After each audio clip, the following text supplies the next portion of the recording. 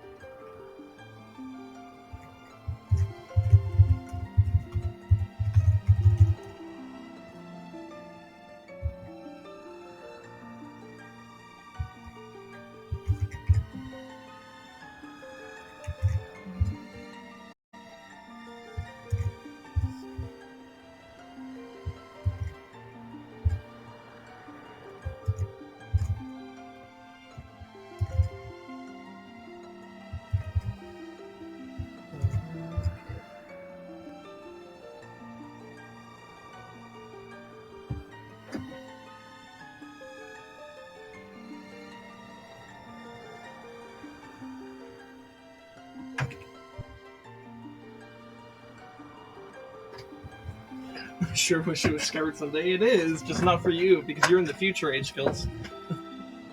Hi, welcome. How's it going? Let me take a sip of water here.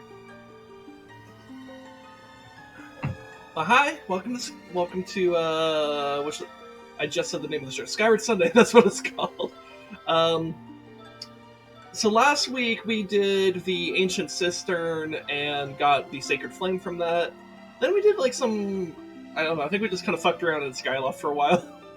But then we eventually went to the Isle of Songs, got a new song that will unlock the Silent Realm in Lanayru Desert.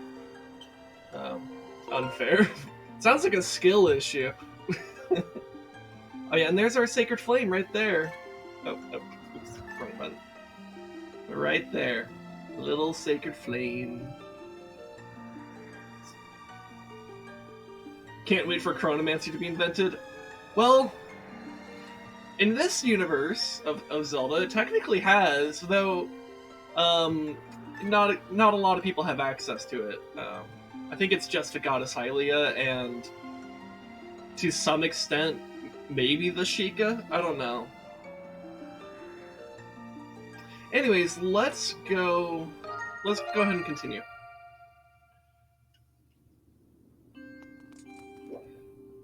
Oh yeah, so we ended with getting the song last week.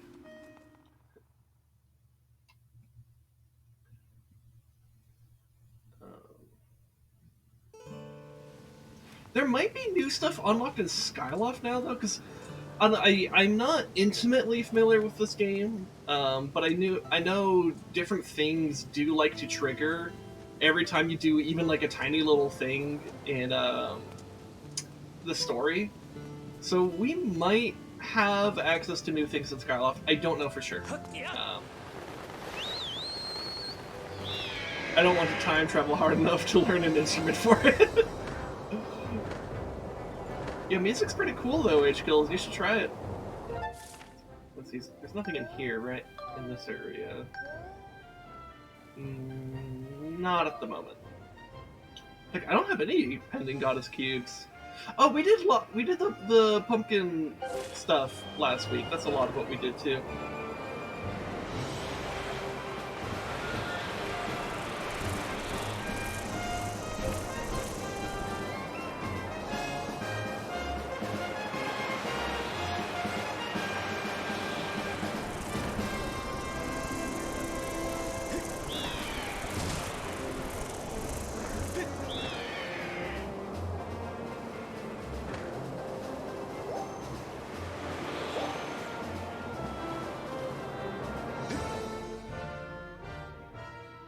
How is it in the land of the future, by the way? Your internet is being a stinky silly, and I don't know why. Oh no, that's not good.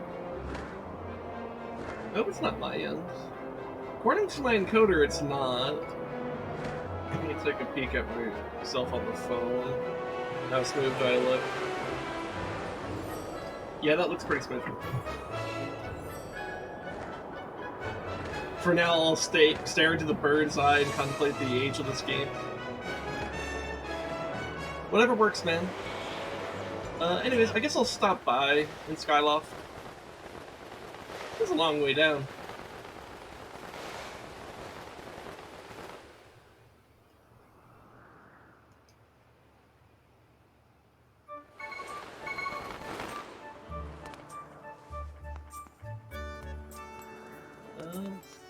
yeah, let's just go to the store first. I do have a lot of money and not a whole lot of things to spend it on, which is kind of a typical problem for me in Zelda games. Well, problem. So I often don't really have a good money sink. Like, yeah, I don't really see anything new over there. Maybe there's some kind of upgrade I could do, but I don't think I really have a whole lot of new material. Thank you for the Dorito. I appreciate it. Like, well, I could upgrade that. That actually might be worth it. I don't trust Sky Guy. He's rich. Let's see. And this one requires an ornamental skull I don't have. This one requires an ancient flower I don't have. So I think the best thing to do is honestly just upgrade this, because that's actually a really good upgrade. We'll use the one evil crystal we have for this. Let's fucking do it. Okay. With the power of evil, we shall make a bigger net. Like, actually, though, that's what we're doing. Yeah.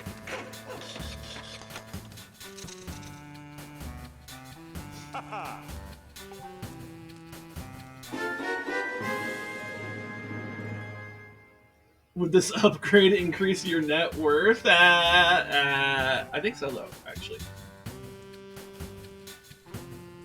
Got anything else you want me to tinker around with? Just let me know. I don't really have the resources right now. I need to get more treasure, man. I know there's a treasure medallion somewhere in the game, and I remember it just being such a big deal, because until you get that, it feels like you're constantly starving for whatchamacallit, treasure? Resources? I don't know.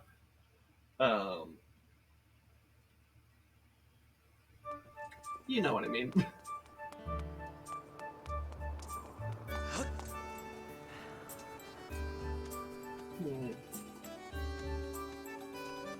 See if there's any new developments at the Knight Academy. Because again, I don't know everything that triggers when you start doing stuff in the story, but I know every little step can trigger something.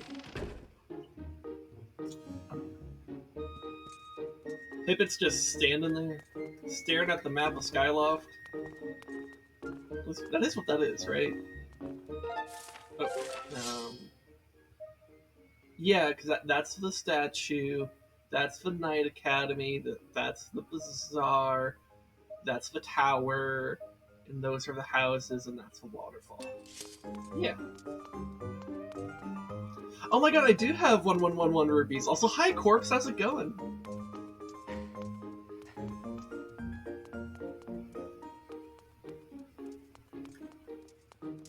Yeah, coincidentally, I have 1111 rupees. How is Zelda? It, you know? It. Crane just standing over there, menacingly.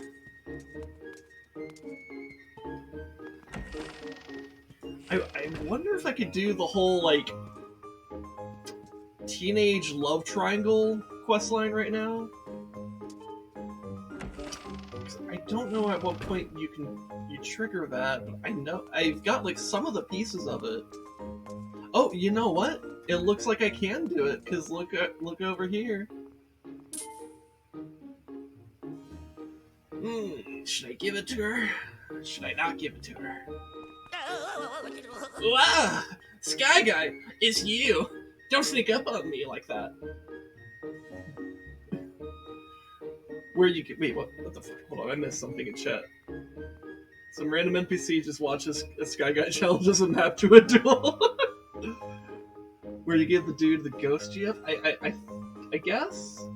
Well, it's like, so there's like the love letter thing, right? And I think that's what he's about to give me, potentially. Sim Life isn't here, we could play a love triangle, sure. I mean, she's just in the room, in our bedroom right now. Dude looks like a Funko Pop. A little bit. I have a serious dilemma on my mind right now. and you're distracting me. Dilemma? What? You want to hear about it? Normally I would never, ever tell someone like you, but these are dire times. What is this voice I'm doing, by the way? And I don't know why I'm, like, actually committing to it pretty well. It's weird. I'm typically just... I don't do voices normally. I guess this guy's just such a shit that I have to give him some kind of voice. Come to think of it, you might be just the person I need. You seem to be pretty good with the ladies. I mean, that's kind of true, actually.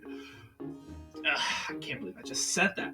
But whatever. Let's do this. Sky Guy, I have a task for you. So listen up. This is a story about a blue boy with a blue everything.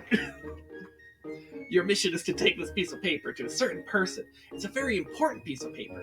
Make sure you deliver it. And I just stare at the ghost in the toilet. Huh? What's your problem? Why are you looking at the restroom? What? There's someone in the restroom at night who wants... paper? You fool! How dare you! This is no ordinary piece of paper. It's a letter. A very special one at that. I put my heart into every word. I guess you could say it's sort of like a... Alright, fine, it's a love letter. And that is why you will not, under any circumstances, ever allow it to be used as toilet paper. You hear me? So listen up. The person you must give it to is a girl, an upperclassman. Her name is Crane. Also, I'm watching this game and yeah. You know what I mean, right? She's one with the round hat. She's really cute. You know the one. And don't you dare, not even by mistake, even think of giving it to that weirdo in the restroom. Swear it. Here it is. I'm entrusting this letter to you. So don't read what's inside. You hear me? You received Colin's letter. Can you believe this letter might actually contain heartfelt words from Colin? Take extra care and don't end up using it as scrap paper, which is something that we might still do anyways. I'm counting on you, Sky Guy. Get to it. If you don't mess this up for me, maybe I'll let you be my sidekick. Yeah, whatever. So, I wonder what happens if I go to Pippet at this exact moment, instead of straight to Crane. I wonder. I don't think so. He doesn't have a little bubble above his head, so I don't think so. Hey, Sky Guy, you're looking pretty upbeat lately. That's the spirit. Zelda will be home before you know it. Just keep on believing that while you wait for her to come back. Okay, I blew your mom last night, by the way.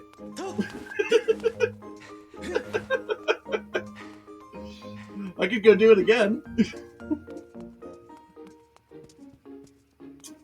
Alright, we'll go give this to Crane.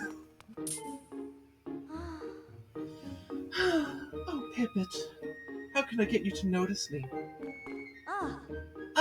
Sky Guy. What's the matter? Do you need something? Wonder if you heard what I was just talking about. Yo, we could just not give... I think we have to give it in order to progress the quest, though. I think if we don't give it, we just kind of repeat this process. We're gonna give the letter. Huh? A letter? For me? Could it be from Pippet? Here you go! Oh, thank you. I'll just take that. I wonder who it's from. Whoa, that's some really terrible handwriting. Anyway, never mind that. Let's see what it says.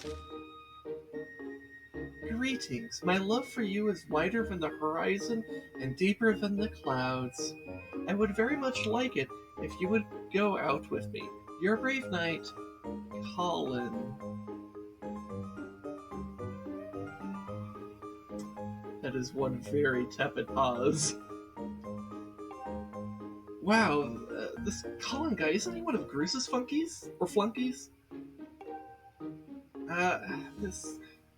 This is a love letter from the Cullen kid, right? Yeah, of course. Who else would sign their name Cullen with a W, with a Cawlin? Like, who spells Colin that way? Only losers. I don't know. Oh boy. So yeah, I have to say, he really put his heart into it and everything. I don't know. Maybe I could consider going out with Colin. Ha! As if. I wonder what Pippet would think if he knew about this. Hey yo, Pippet! Pippet! Oh, that's. Gotta go tell Pippet.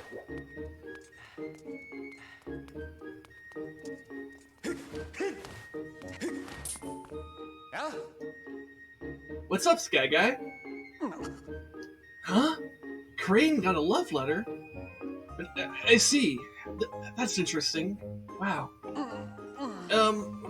What do you think she intends to do? I could just say date him. I can fucking lie and just destroy him right now. What should I do, chat? Should I be more neutral or should I fucking destroy Pippet? I'm already blowing his mom. So...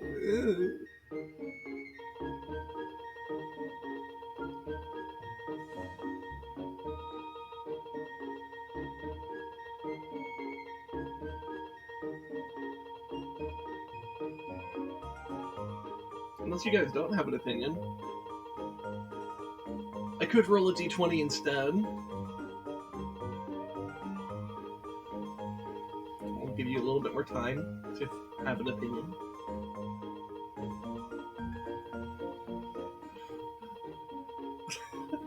The anticipation that Pippet must be feeling as I'm just staring at him. He's just got this concerned and very intense look in his face.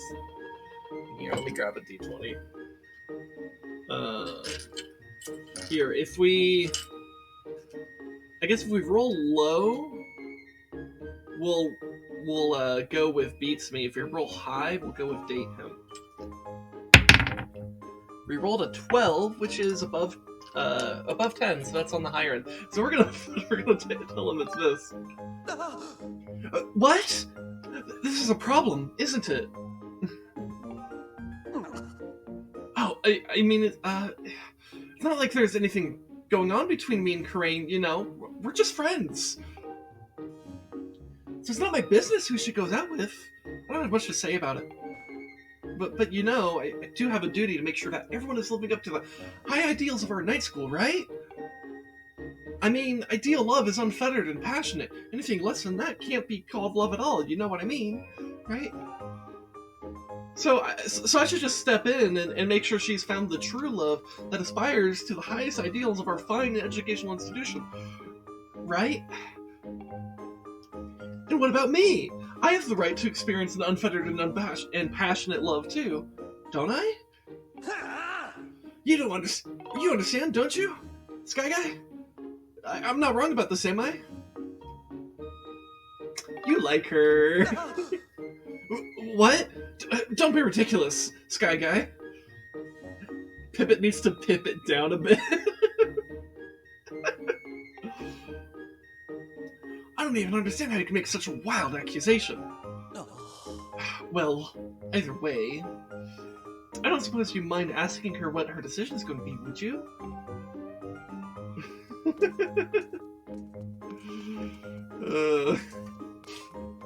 I love this little quest line because it's just like dumb high school shit, but it's kind of funny. Let's see, is Colin still lurking over there? No. Turns out Cupid wears green. I guess, yeah. And 'tis the season. Valentine's is only a little bit away. Oh shit. It's going down. You're the one who sent me the letter, right? Yes. Gee, it was a wonderful love letter, thank you. It wasn't that great. And, what's your answer? My answer. My answer. Oh, please. Please go out with me. Hey! Wait. I think you should go out with me instead. I mean, I want to ask you out. Huh? What? Hey, hold on there. What are you trying to pull all of a sudden? Uh, I want to go out with Pippet. Ha! See that, you fool? I knew she would choose me. She's been checking me out for weeks. Wait a second. Wait, really? Truly? You choose me? Yes, I'm happy. Thank you. This can't be happening.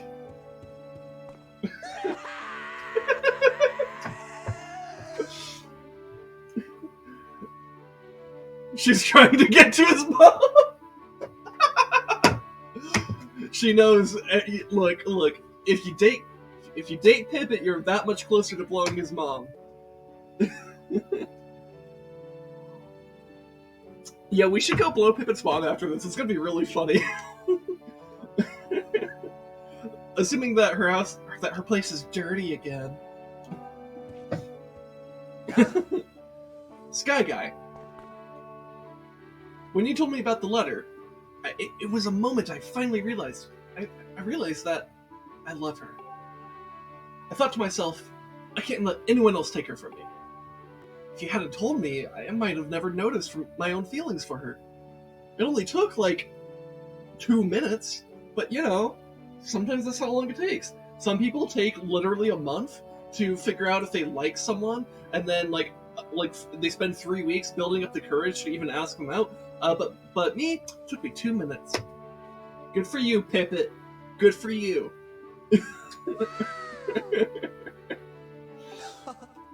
I'm so grateful. I don't know how I can ever thank you. Oh yeah, gratitude crystals, that's a thing. We got 5 gratitude crystals. These crystals are feelings of gratitude and crystallized form. Must have taken a lot of gratitude to produce this bunch of 5 crystals. Helping people feels good. Ooh, that pushes us over 30. We might be able to go get a little bit of extra things. Anyway, so what does she say? Thanks, Sky Guy. Because of you, I have an amazing new boyfriend. But I feel kind of bad about Colin, Yeah? Hey, Sky. Whoa, what the fuck happened to my voice here? Hey, Sky Guy. Thanks to you, I found a wonderful girlfriend. Thank you so much. Okay, have fun. Anyways, is Colin crying in the corner? No. Is he crying in Bruce's room?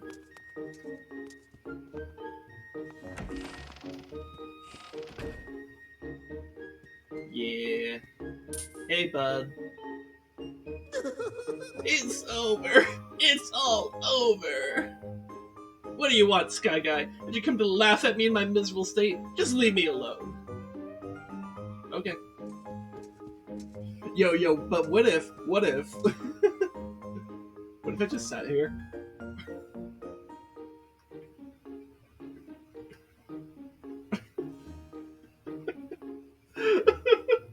This feels mean.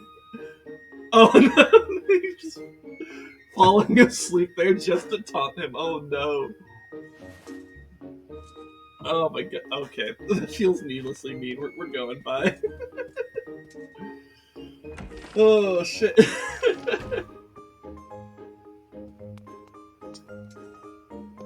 Holy, yeah, I feel a bit mean about that. Anyways, let's go sleep in Fledge's room.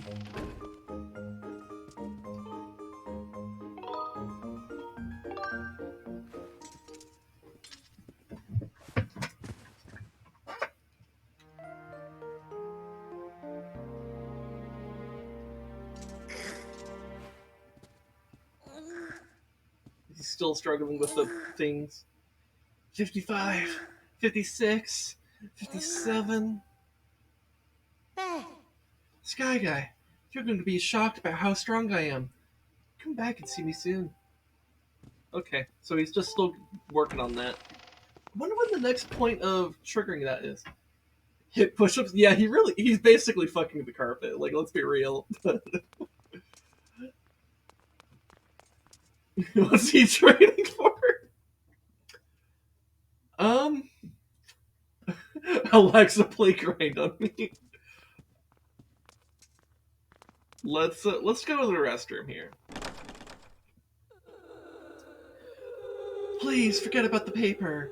Goodbye. Oh, we don't even give him the letter. It's now if we go in here.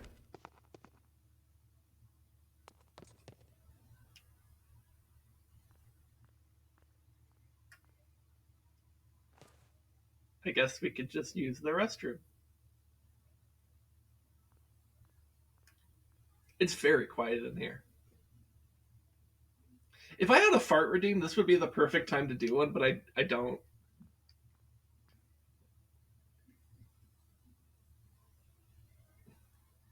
Yeah, you ever fall asleep taking a shit?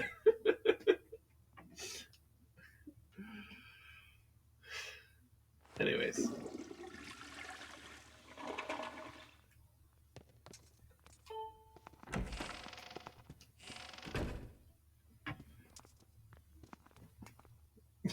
Don't stab yourself. See, can I go out these doors at night? No, they're locked. Okay. I think I could go out the top floor, though. Um, so, let's... Hold on. I wonder, is there like maybe like a gratitude crystal just like lying around in here? No? Okay. Well, let's go to Beatrue, whatever his name is.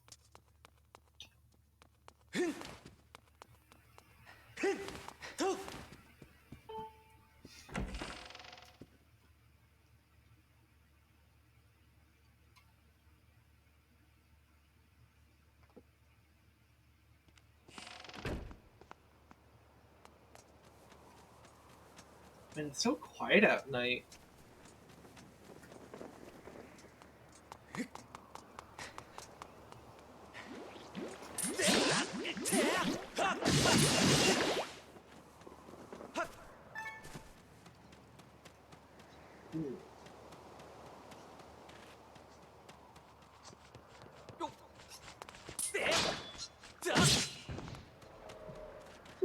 I love. There's something about slapping a piece with a sword that is just so satisfying in Zelda games. Oh yeah, let's see if we can blow Pippin's mom.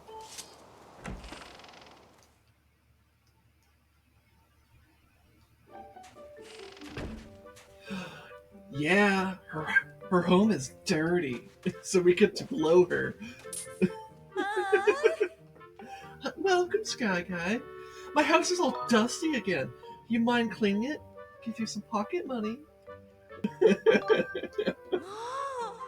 Oh, that makes me so happy. I knew you wouldn't like it. Knew you wouldn't leave me in the life of dirt.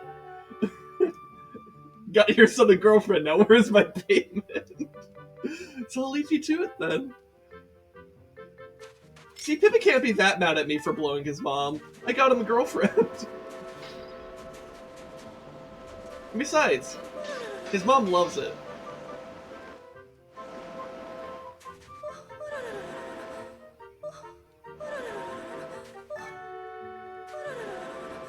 Anyways.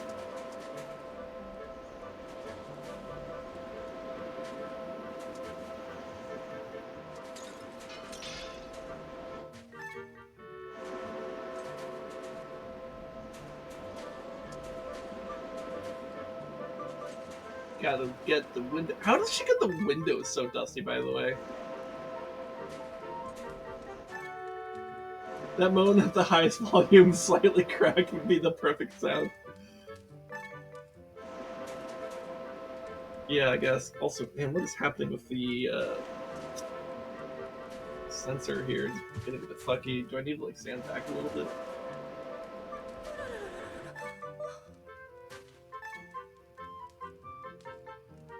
That's weird. It's just like drifting.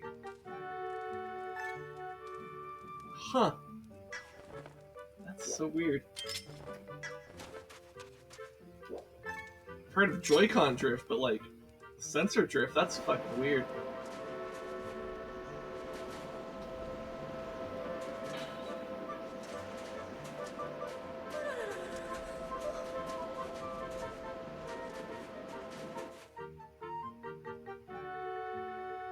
Okay, now it's not doing it. That's fuck. Okay, you know what? It's just weird. Maybe it's the gust bellows. I don't know. Maybe it's something about the energy of blowing this MILF. I don't know.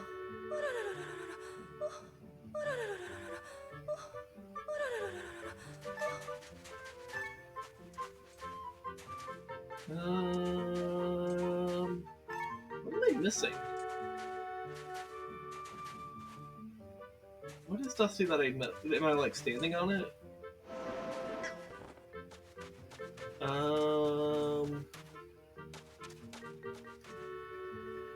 I'm actually a little bit confused about what's still. Did I miss a window? No. I don't know. It's just got to be something I missed.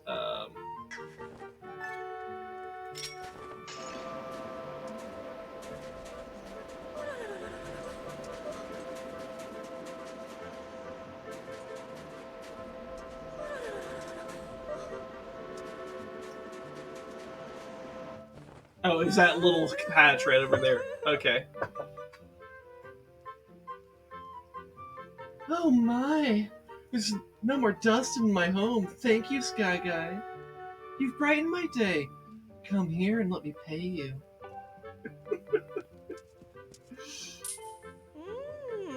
Thank you so much, Sky Guy. My home is sparkling clean again. Feels so much better when the place is under a blanket of dust. Or isn't under a blanket of dust. I can't let you go without your reward. Watch out, there's some big money coming. Bam! 20 rupees. If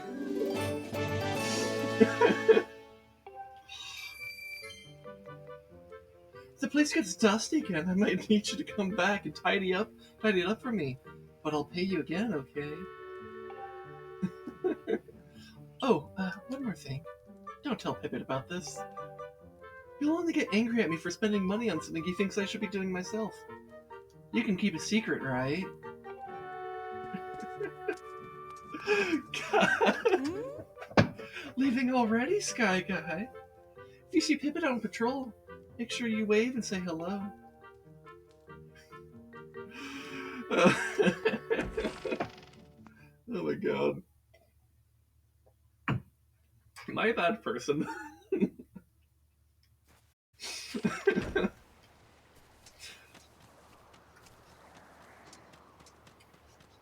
Anyways, let's go to Beatrix.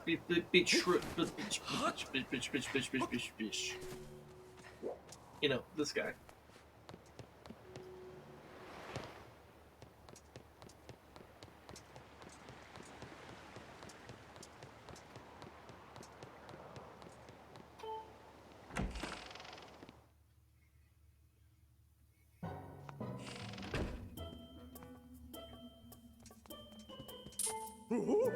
Oh, you gathered quite a lot of gratitude crystals, haven't you?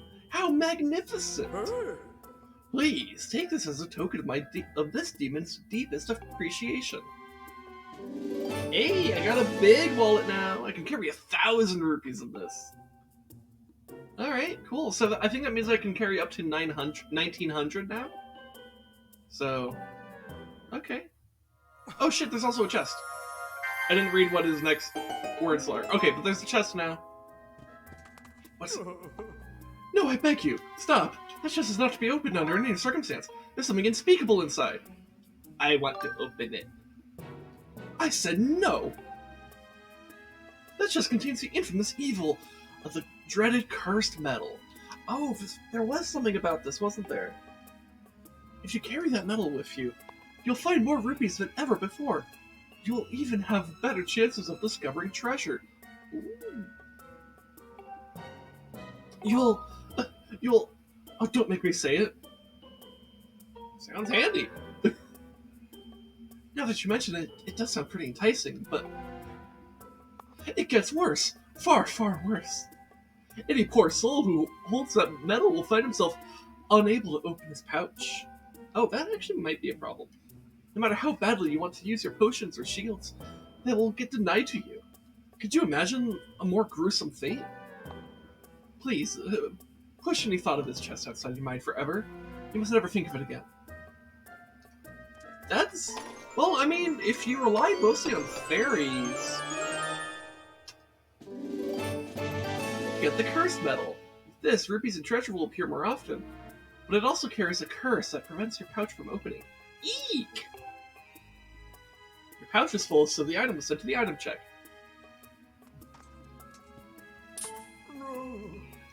Oh dear. Now you've done it. You've opened it, didn't you? Human desire is an insatiable, fearsome thing, even to a demon. But then again, I suppose it's also what makes your kind so intriguing. If your pouch won't open, fear not.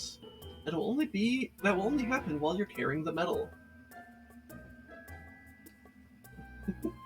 Not an irk. It did say eek, didn't it? Maybe it said irk. I don't know.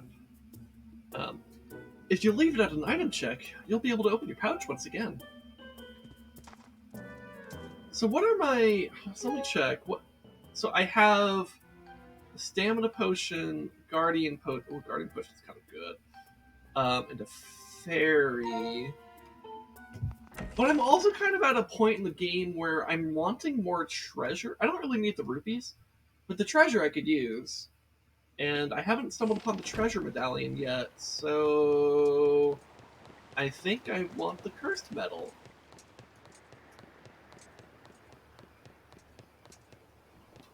Likely the former and just got it wrong. I don't know, man. Who cares? Doesn't matter anyways. Anyways, welcome, by the way. Welcome to Skyward Sunday. Hope you have a good time. We already blew Pippet's mom.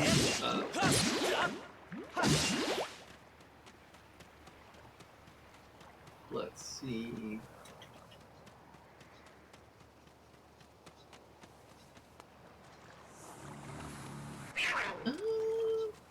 Yeah, I think we just... No, speaking of... I think that's the item check girl's house, actually, right there.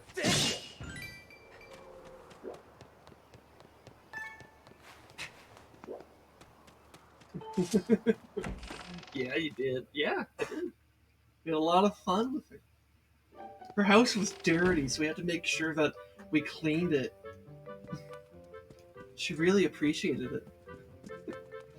Anyways, we're gonna sleep in this girl's bed because this game just lets you sleep in anyone's bed.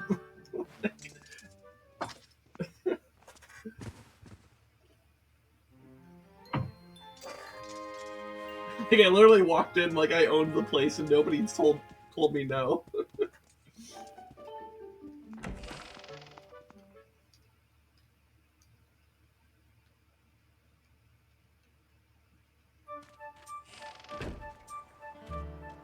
Okay, if we check Beetle's shop. Oh, and we do want to check the item check, but let's check Beetle's shop first.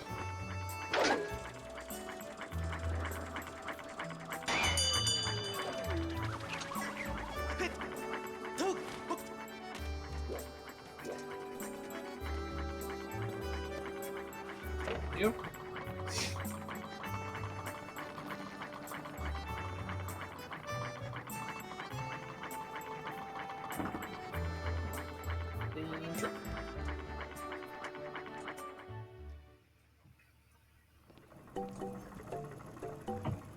There's the bug, but oh shit, there's a heart piece?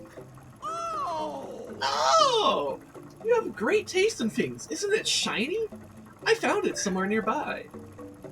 To be honest, I have no idea what it's for, but I'll sell it to you for 1,600 rupees. I don't have 1,600 rupees. Oh no, you don't have enough rupees. Look at my face. If that's your idea of a joke, I'm not laughing. Well... Oh, please, wait a moment. Do you know how heavy you are? I have to pedal extra hard with you up here. You have the gall to leave without buying anything? Off with you. I was hoping, like, trying to buy it without enough rupees would maybe not cause that, but it still does. He still gets mad at us. Okay, but now we have a thing to actually, like, build up money towards. In the meantime, let's go to the item check and get the medal. That's what we're looking for. Hi. Oh, hey, this is the item check. I bet you're already here you're here just to check me out. Well, then make it happen, okay? Anyways, you need to grab something or drop something off. I'm gonna grab something. Hi. Alright, let's see it. So, let's take this and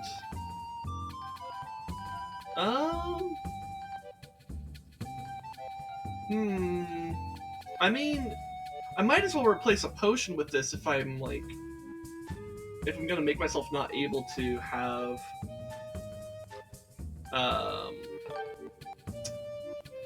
you know, in that case, maybe I also do like small bomb bag instead, because if I'm not gonna be able to pop any of these potions, I might as well just keep the one fairy I have and roll with this instead, right? Yeah, that makes the most sense. Hi. Okay, thank you. Come again. Wait, does that mean I can't even pull out my shield? Oh, wait a minute. That could be a problem, actually. If I can't even pull out my shield...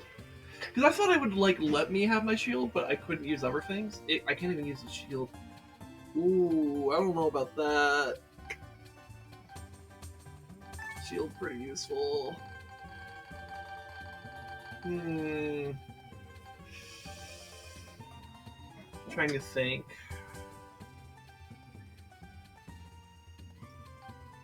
You know what? Let me do a little bit of. Let me look something up. Skyward Sword Treasure Medal. Like, where is that? Because I'm just like I'm losing my mind that I don't have it because I know it exists in the game, but I don't even know where. Find Goddess Cube 14.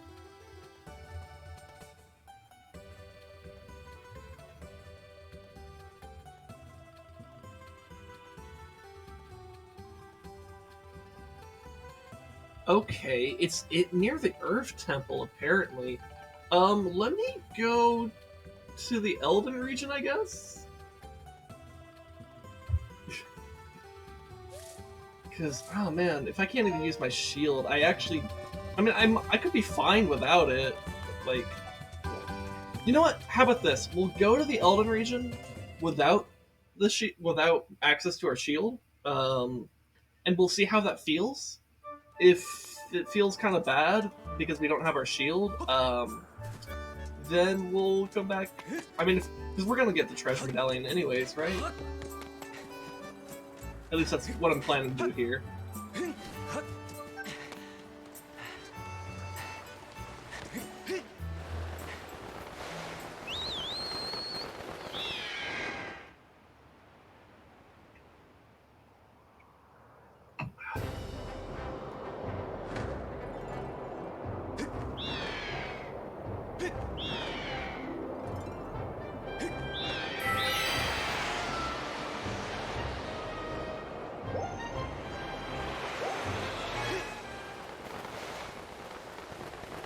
Let me make sure I have it up over here. So it says, to the east of the Earth Temple.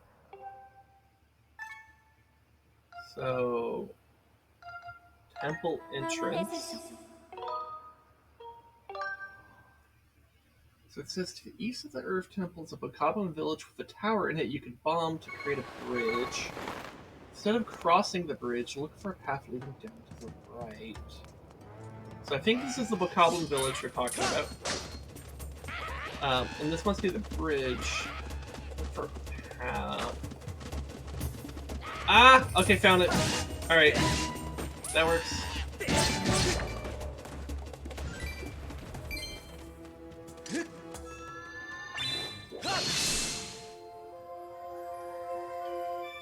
Okay, so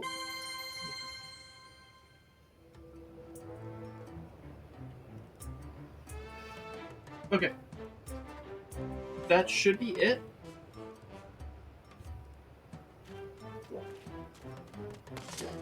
So you had your shield equipped and the straight up unequipped it? Yeah, that's kind of what I mean. Um, which, like, I mean, like, if you don't mind, you know, just maneuvering out of the way of things instead of, like, utilizing parries and stuff, that's fine. But the parry's a pretty convenient and very powerful ability to have. Ooh, there's little rollers. Let's see if we can get them. Oh my god, look at how much bigger this net is. Holy shit. That's huge. Well, that's good. It'll make it easier to grab stuff. This.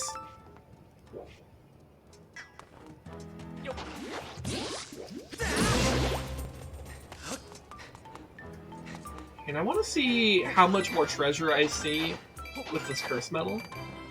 I'm getting more rupees, but rupees aren't really my goal here. I want to say there was a diggy spot down here. Maybe not. Maybe not. Okay. Because I at least want to see if this treasure or the curse medal actually does help with treasure in a significant way. But I'm worried that if it gives more, if it makes treasure and rupees more likely, it might ultimately just lead to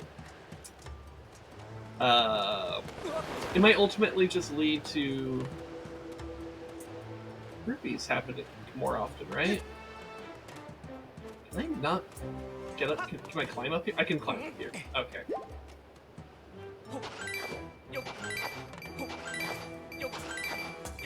Yeah, I think it might be prioritizing rupees too much. Anyways, I saw butterflies up here. What's your favorite Zelda game? That would be Twilight Princess. I really enjoy Twilight Princess quite a bit.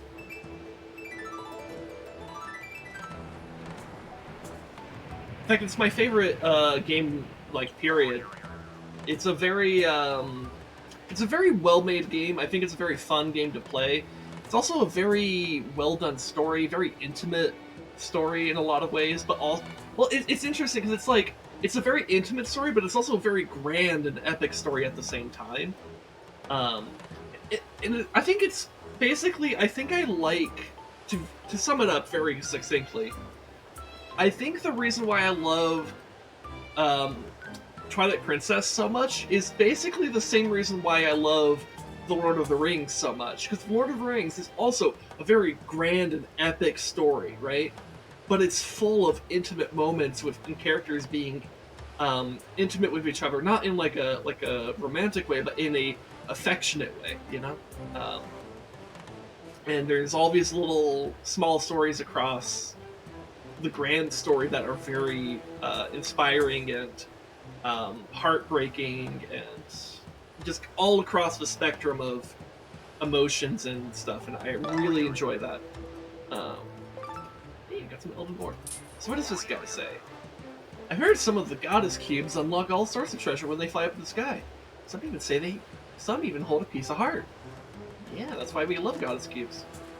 Starts out pretty intimate and then gets super grand at the end. Well, the thing is, I don't think it ever loses that intimate touch. That's what I like about it so much. It never forgets where you came from. You know?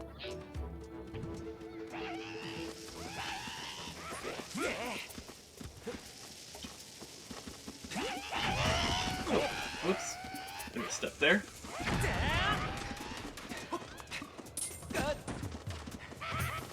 Well, that was weird.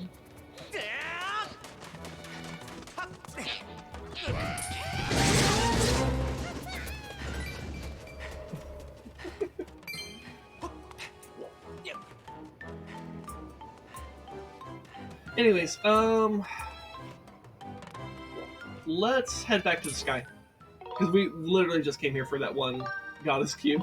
So we're gonna dip.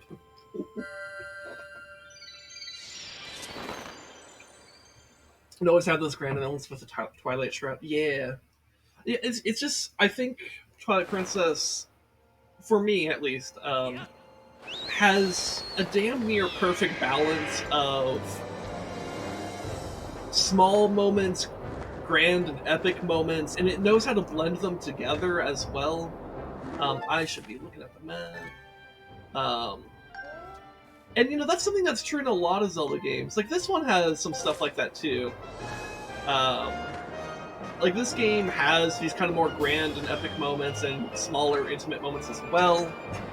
And it blends them sometimes. Sometimes the significance of something is fueled by how personally important it is, and vice versa. My only problem with Twilight Princess, the thing that holds it back for me, is the difficulty. It feels wrong, it feels off. I do think Twilight Princess should be harder. It is... or more specifically, it's like... I think for a game that has such satisfying combat, it doesn't have a whole lot of enemies that really hit hard, you know? And in fact, I remember talking about this, oh my god, almost 2 years ago, because that's when I was streaming Twilight Princess, but it's the first game I streamed too.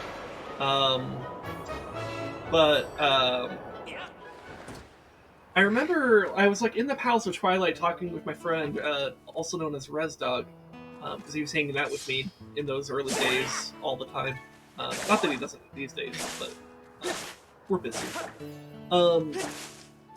And I remember talking to him about like how I do understand there's this complaint that exists about Twilight Princess not being hard enough, and I don't think it's like not hard enough in the sense that like the concepts or the puzzles or even the enemy design isn't just powerful enough. It's just more like I think a lot of the enemies Hard enough. yeah don't hit hard enough. Hi Ocelot, I assume that's Ocelot. And like so I remember telling Rezdog at the time, and I still think this is true. It's like I think a good mod for Twilight Princess would honestly be, it's so simple, but it's just like if all you did was double the damage that every enemy did, I think you would dramatically improve the quality of that game. So it's just master mode. Essentially, yeah, you could even call it like Twilight Princess Master Mode. Though personally, I would be more interested in something that does something a little bit more nuanced than doubling like the stats. Because like I think it makes some sense for some things to deal only a quarter heart, like Keys, for example, and like other like small, like like the rats and stuff like that. Like those doing a quarter heart makes sense. Because the way that they do a lot of damage to you is by swarming you. But like bokoblins, bulbins, and like Stalfos, other enemies like that should hit harder, you know? Okay, so let me see what's in this chest before I continue my thoughts. Oh yeah, the treasure medallion. That's the whole reason we were doing this. Yeah. Definitely gonna swap this for the cursed medal. I don't think the cursed medal's worth it. But yeah, it's... In fact, what I really would love for a Twilight Princess mod, specifically, would be not only should most enemies, with the exception of like Keys and rats and other small enemies like that, not only should they deal, on average, twice as much damage, I think there should be a further expansion of, like, the Bulbin enemies. Because bokoblins are, like, in all the Zelda... Or not all the Zelda games, but a lot of Zelda games, right?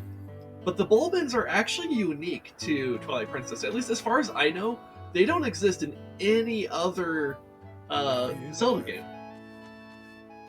Sorry, what? Oh, Rez is here now. Hi. Possibly, maybe. Okay. Hi. I'm talking about what I think would be a cool mod idea for Twilight Princess. And so since the Bulbins are the... I think they're the main agents of... they're your main adversaries for most of the game. Like, you fight King Bulbin, like, what, 4 times? And he actually has a character arc and shit, too. As little dialogue as you get with him. And so, but like they're the ones who are really involved in the plot. Like the bokoblins exist, but they're just kind of there. They don't really involve themselves in the plot, whereas the Bulbins are very involved in the plot. And so I would love to see a mod for Twilight Princess that not only increases the damage of most enemies, but also has a focus on the Bulbins to make them stand out more. In fact, maybe even create some customized Bulbin enemies just to like expand what they are, like give them more ranks and shit. Because I don't know, because it's like you basically just have what like the Bulbin clubbers and archers and stuff like that, and like that's like it. And I think it should be a little bit more expanded. I think it'd be nice if there was like a maybe the lowest rank is just like basically what you already have in the game. But then you add like maybe another rank that has like it's a Bulbin with a sword, and so now they actually like hit pretty hard. And then like maybe the fire arrow Bulbins actually, also hit harder and set you on fire to deal over time damage. And of course burn any wooden shield that you might be using. And just kind of expand on on that type of idea, and you can expand it, further up as you progress through the game. Like maybe each major, like maybe after like each huge like progression of the story, you kind of introduce more ranks of these and stuff. Like maybe after you get the Master Sword, that's when like a lot of the higher ranking stuff happens. And I think that does happen with bokoblins, but not with the Bulbins, oddly enough. I don't know. I just feel like since they're unique to that game, I think they should have mattered a lot more. And so a mod focused entirely on them, and also increasing the difficulty by just making enemies overall hit harder, I think would be a fantastic mod of that game that would not really it wouldn't have like these like wouldn't really change like what the game is. It would just kind of elevate what's there, I mean, I guess adding additional ranks of like Bulbin enemies and different models of them would be, I guess, a lot of stuff. But like, so I'm not saying this would be easy to do. Like, I think you would have to really carefully consider what you're doing with this mod. But I think doing something like that would go a long way. Like for example, the Lizalfos enemies. I think the way the rankings of those enemies go is actually like damn near perfect. In fact, I think it's what I want to see in like other Zelda games. Like if Breath of the Wild or Tears of the Kingdom presented Lizalfos in the same way that Twilight Princess did, with the different rankings and how they get more militant as they get higher rank, that would be a lot better.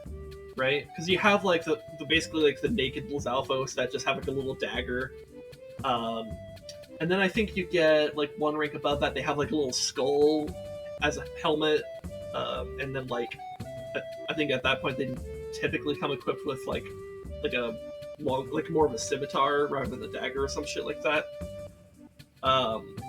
And then at the very top, you have like the fully armored Lizalfos with the sword and shield, and it gets up like really fast too because its endurance is crazy good.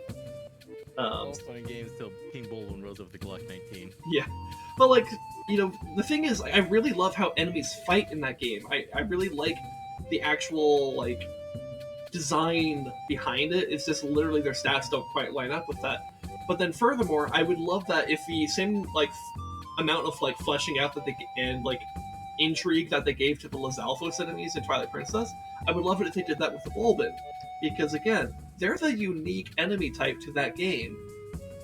And they're involved in the plot in a way that the other enemy types are not. So they should be more of a threat. They should be you should feel scared to some extent when you see them, because it's like, oh, if they are here, that means this place is important and it's dangerous to be here, right?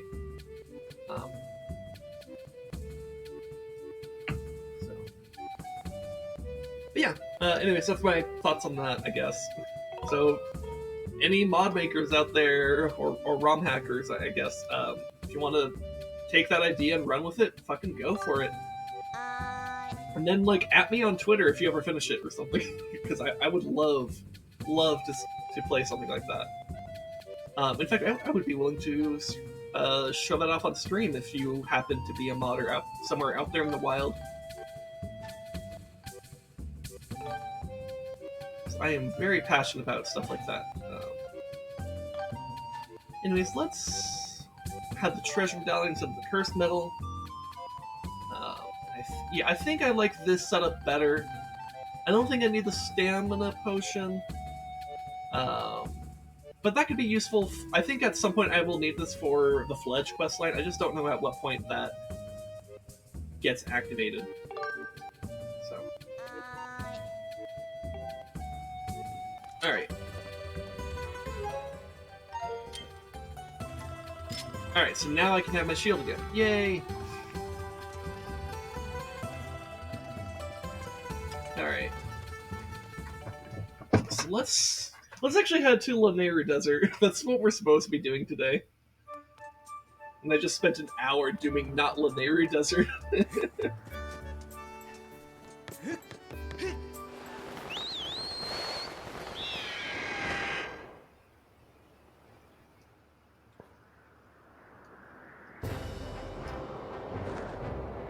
Anyways, how's it going, my native friends?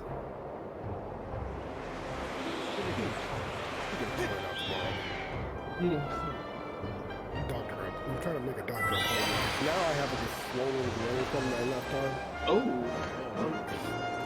No, it's actually where the bones have been grinding that I've been saying near my elbow. Oh shit. And now it's like all swollen right there and it's a lump. So, yeah. That's no fun. Damn it, Ocelot, stop falling apart. You're too young for this. Bro, it's my left arm. I'm about ready just to cut it off. At this point, just get a mech arm. Go full Phantom Pain and just get a red, cherry red arm. With rockets in it. Do you have good enough money for that, though? I could probably make it. My tribe would probably invest in it. Worst part is he's right. Unlike my tribe, his tribe actually does stuff for My him. tribe might invest in it. Okay. Unlike my tribe, his tribe actually does stuff. The duality of 3090 comes in indigenous too. Americans. Yep. And since no one's here for it, I have to be here to pick it up. Remember, people, when it comes to embezzlement and corruption within a tribal government, my tribe sets the standard. Yeah, basically. We've arrived at the Lanayru Desert. I could speak. I know how to read on stream. You can use your dowsing ability to locate the entrance to the trial you must pass in order to do the Sacred Flame thing. It's cool. Anyways, the thingy's like right over there. Also, I still have a beacon. Oh, I still have all the beacons here from last time. I don't need them here. And videos of kids just going absolutely fucking feral on pieces of meat is adorable. Okay. It's like, here, kid, here's a steak, and it just goes fucking nuts.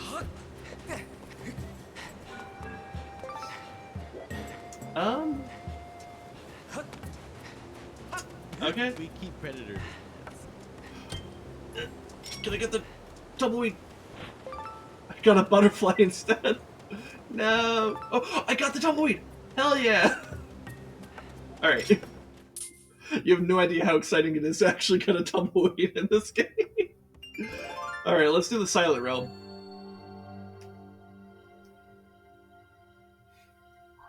The sound of silence.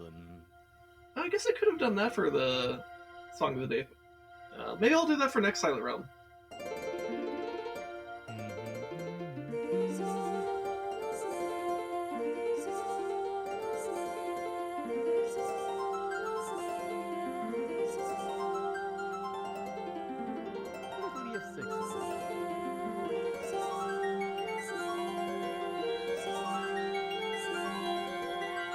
There we go.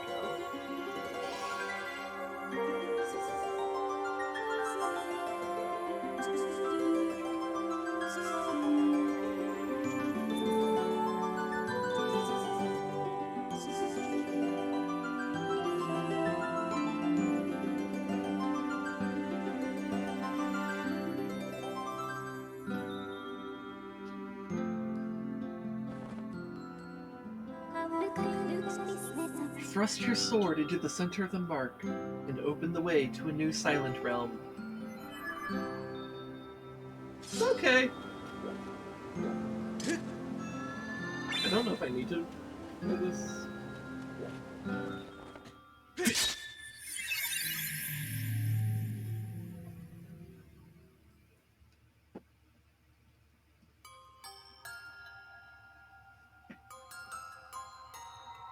God, I love the vibes of the Silent Realm so much. I hope there's something like this in Tears of the Kingdom.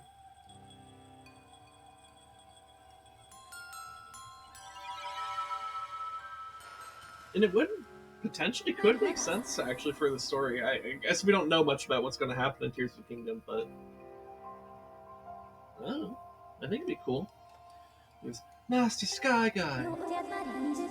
As you know by now, I cannot follow you. The trial calls to your mind alone, and it is in every silent realm. This is the second trial, known as Lanayru Silent Realm. It will test your wisdom, Master. You must overcome this trial to find the flames that will enhance your sword.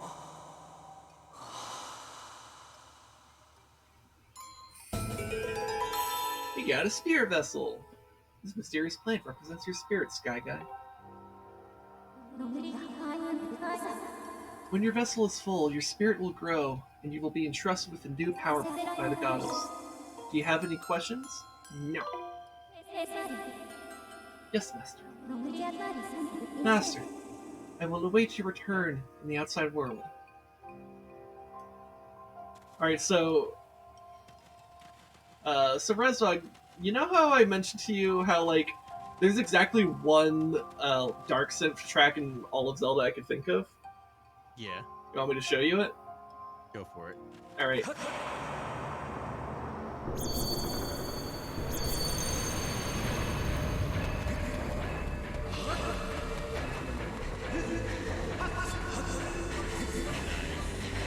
Yeah, no, it's really cool, isn't it?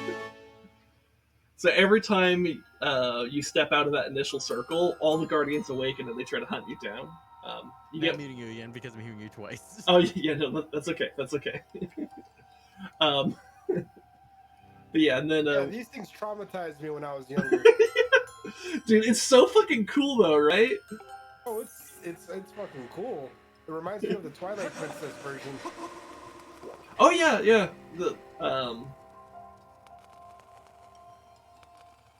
Which I guess to be fair, the Twilight Realm did have some kind of, I wouldn't necessarily call it like, at least it's not intense dark sense to the extent that it is dark sense at all, but like it's more like a. I think Twilight Princess scarred me more than any other Twilight game, any other Legend of Zelda game. Well, it definitely has more. I think. It has a creepier theme, like those. Yes. The character design is really solid in the fact that it's fucking nightmare. Yes. I mean, there's a reason why like people always like when people are talking about like creepy or dark Zelda games, it's always between like Twilight Princess and Majora's Mask. Because like Twilight Princess has that very consistent, just like omnipresent feeling of like darkness, both in a literal and metaphorical sense. And then like Majora's Mask is all about death, and coming to terms with death too.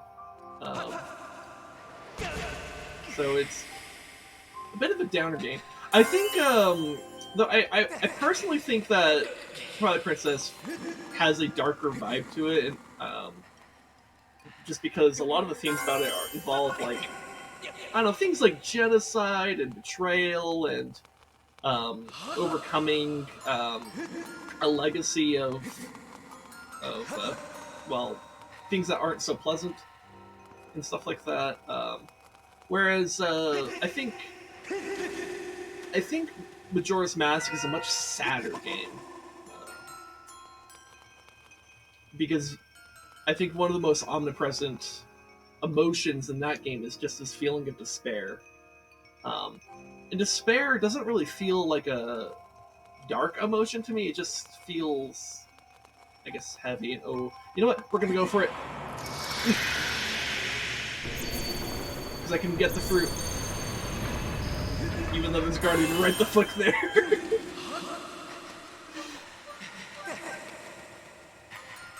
Okay. Alright, I think I need to go around this way. By the way, I love the design of these Guardians. Just everything about the Silent Realm I think is so fucking cool.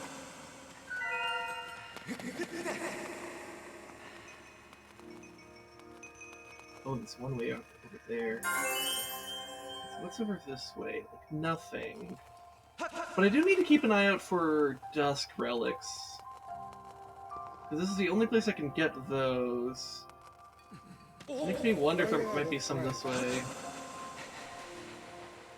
So while I have some time, I'm gonna just kind of look over here. What is nice is the Dusk Relics are purple, so they're pretty easy to spot, or at least they should be. And I'm not seeing any out this way, which is fine. I don't think they intend for me to really spend time out that way.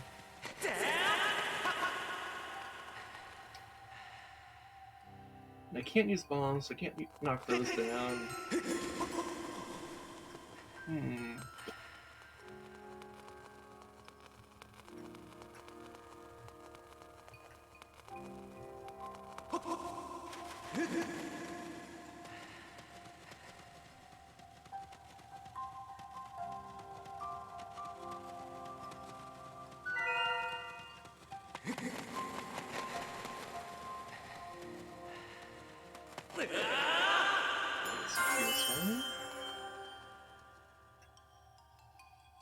Ooh, that's scary. I think that might be better to do earlier, though. Let's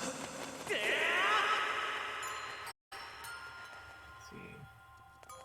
Do I see any purple relics this way? No, I do not.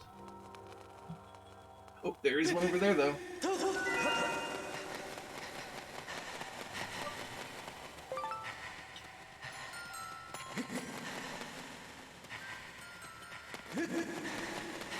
But yeah, Rez, you know how in when we've done some D&D stuff together,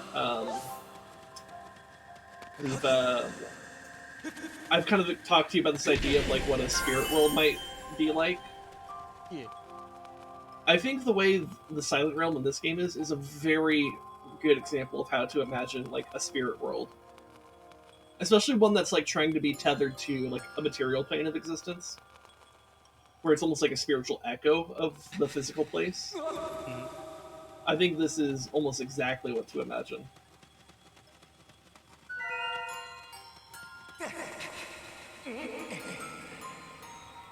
Oh god. Part of me thinks that maybe the best method here is to just run past these and just grab that, but then like, what about on the way back? How sensitive are their lanterns? Oh, sensitive enough! Okay, well, now we have to do that. We're going. Okay, we're good. Okay, let's check what's up here. There's a Guardian over here. Ah, there's a Dusk Relic right behind them.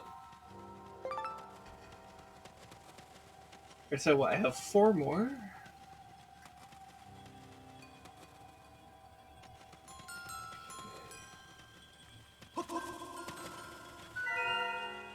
Let's just be careful about this. See anything that way? Don't see anything.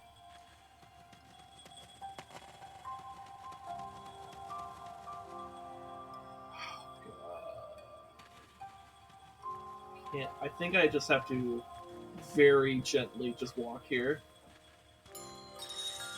Nope. No. Oh god. Okay, we gotta book it. Oh god, I think there's a Guardian next to that. We gotta go. I can't get that. Oh no, that's bad. I'm gonna die. I mean, in theory, if you could just outpace them, you're fine, but the thing is, they get one hit on you, and you have to start over. So this is scary.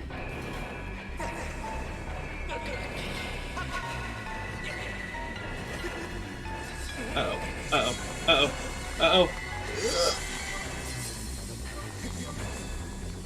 I need to figure out how to get over there. Okay. It's a good thing the Guardians aren't as fast as I remember them being. You can definitely outpace them.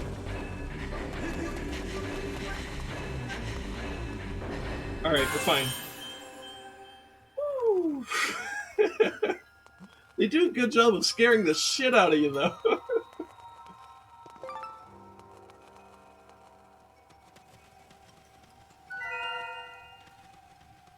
But hey, that's why the soundtrack matters a lot.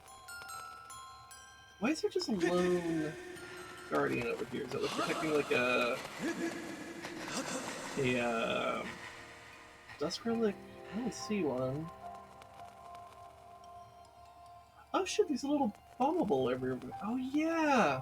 Okay, I should do that after I'm done with this.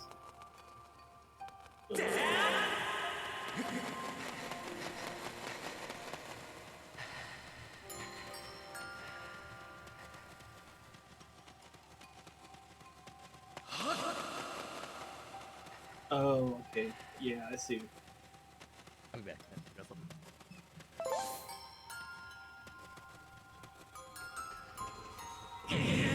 Pull this.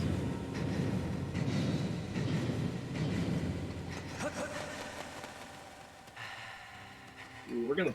This one's gonna be a bit tense in terms of timing here. We got Link.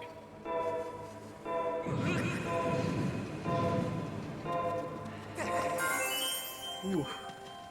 Okay. Okay. And then we take this up here. Okay, let's actually leave that there for a second. It's not going anywhere. Okay, and the last one's over there. Alright, so we'll go ahead and grab this. And all we have to do is just push this cart. Okay. Alright, and then once we have all the what, tiers or whatever they call it? What do they call it actually? You collected every last tier of Nehru. Skyguy's spirit has grown. The trial will continue until you exit the Silent Realm. Proceed with caution on your way back to the entrance so that you can claim proof of your spiritual growth.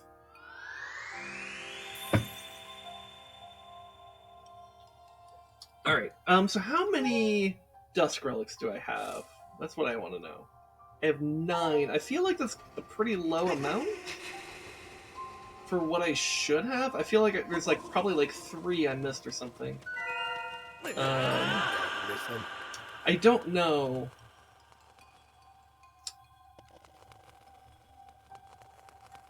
But I have time to look now.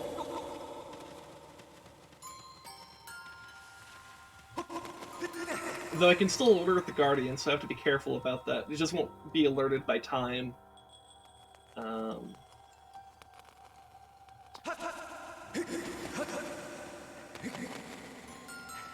mean, the Dusk Relics aren't used for a lot, it's just I want to make sure that I maximize the amount I have, because it would suck so much to, like, just barely not have enough for an upgrade. You know?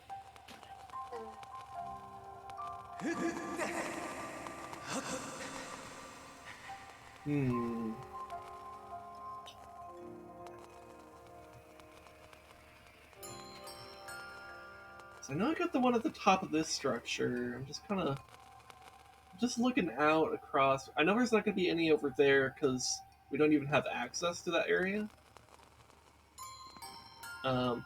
I guess one main area I think that they could have hidden one is like way in the back over this way. Which, oh god, let's not sink into the spiritual quicksand. That'd be a sad way to lose this.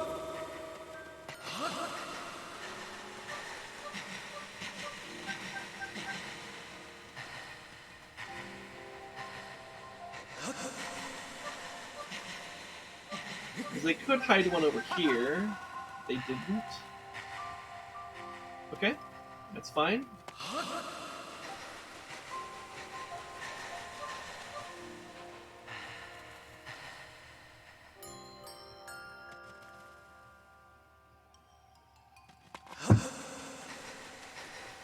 Alright, well...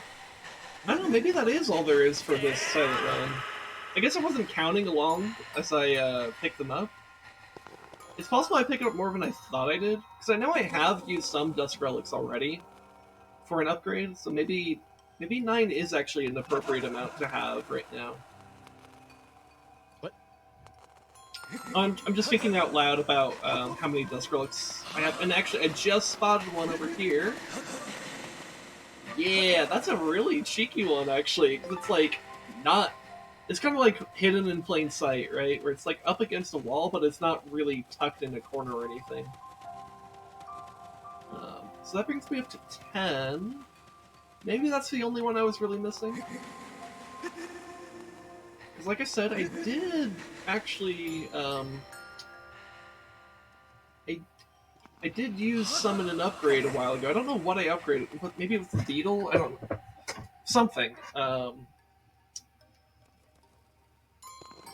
Or maybe it was the scatter shot? So I remember the scatter shot actually is something that's like kind of like tricky to upgrade. It might have been because it requires Dusk Relics.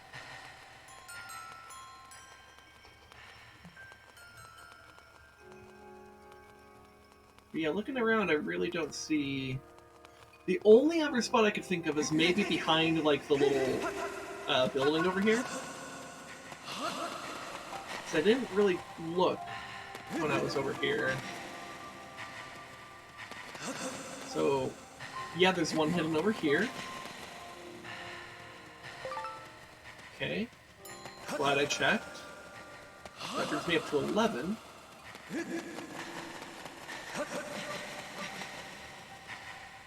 And nothing over here. Okay. 11's a lot better, though. Because I was thinking I should be around a dozen Dusk Relics right now. Or are they called Dusk Relics? Yes. And 11's just one shy of 12, so... That's pretty close. At the very least, I'm not dramatically off. I think that additional hunting was good. So yeah, let's go ahead and finish this trial.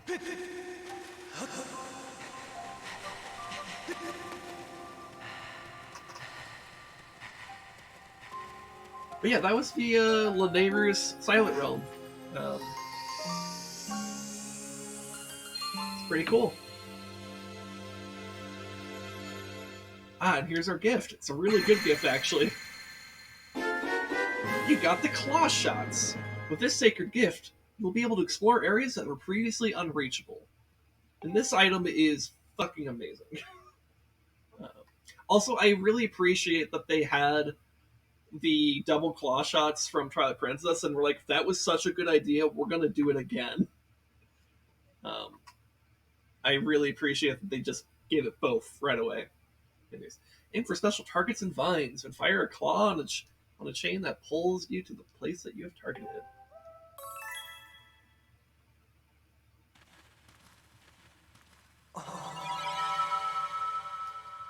Yeah, this game's fucking dope. I love it.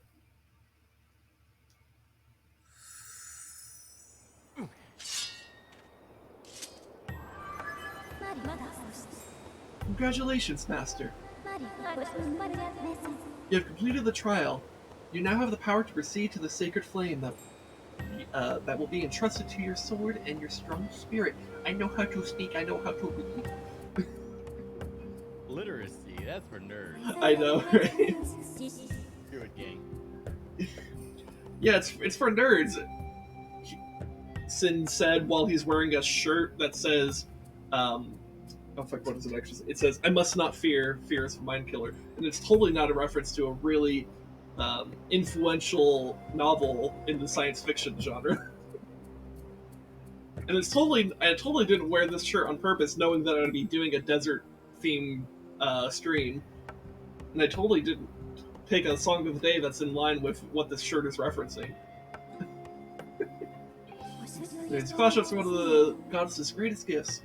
You can extend these claws attached to chains to pull yourself to targets and vines beyond your reach. The flame is nowhere in the desert.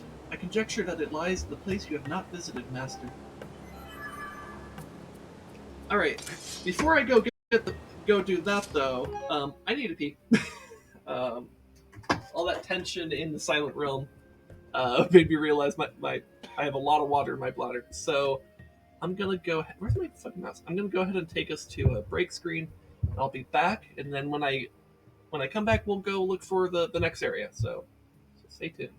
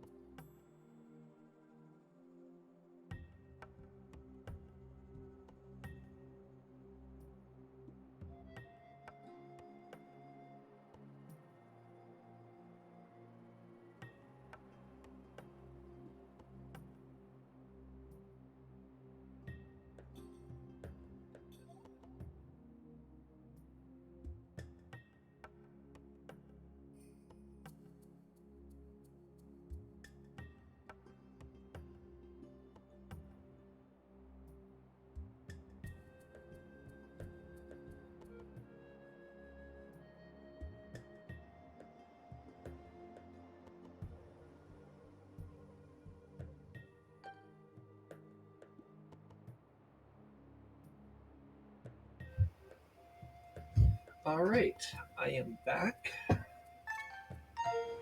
And let us go and continue exploring this area.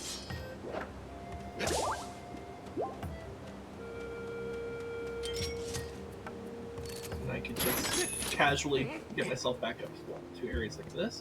And ooh, we got upgraded enemies now. We got blue goblins. And they still go down pretty easily. Ooh, but there's also moblin over there.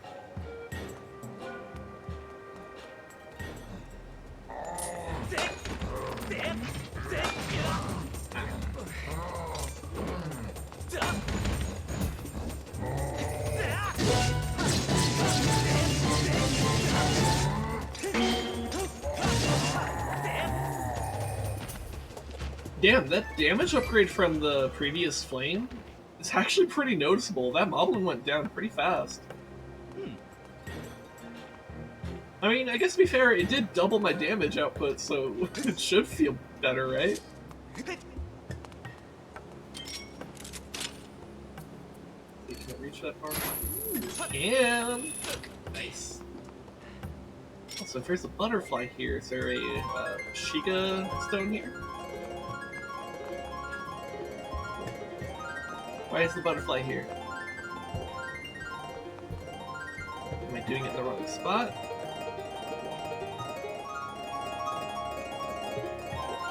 I'm just gonna fucking play through Fire and Flames until you get it to me.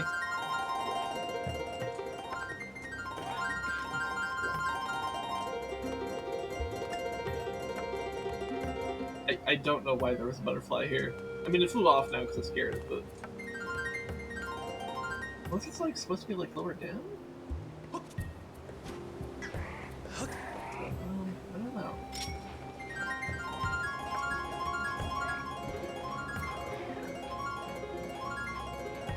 I'm confused about that. Anyways, I guess I'll just ignore that.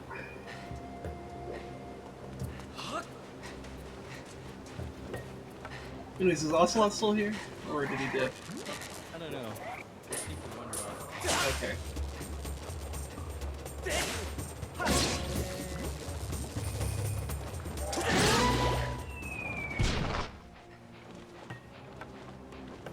You know what? I guess this is the price I must pay for having high tier gear. The cat wants the warmth. Yeah. Reminder that cats are desert creatures. Yes, they are actually. Domestic. Oh my god, I got the bird to do damage to the moblins for me.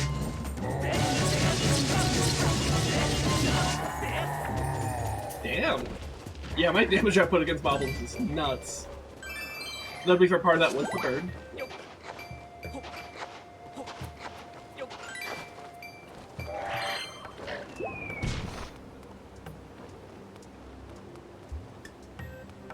Alright, so if I look closely on the map here, so that leads there. Okay, so it's just a straight shot. Alright.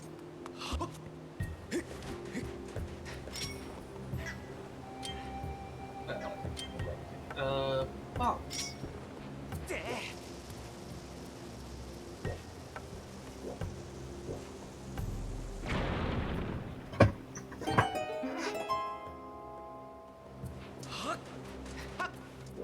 You know what? Something occurs to me. So the Silent Realm is like a trial, right? It's meant to test like your spirituality and help you grow and stuff, right? And I know that one was really about wisdom and stuff, but like, you know, that's kind of a little bit bullshit from the game. But like, but like, I think it kind of fits with like the shirt I'm wearing, with like what I did there, because it's like. Because it's really scary when the Guardians are activated, right? But it's like, I must not fear, for fear is the mind killer. Which actually, maybe that is what wisdom is about. It's that fear is the mind killer, and you need to enhance your mind, right? So maybe that is what that's about. I mean, that is kind of the plot of Doom. Though it's very special cocaine. Remember, the solution to all of humanity's problems is drugs. Kind of. It's also the source of all the problems too.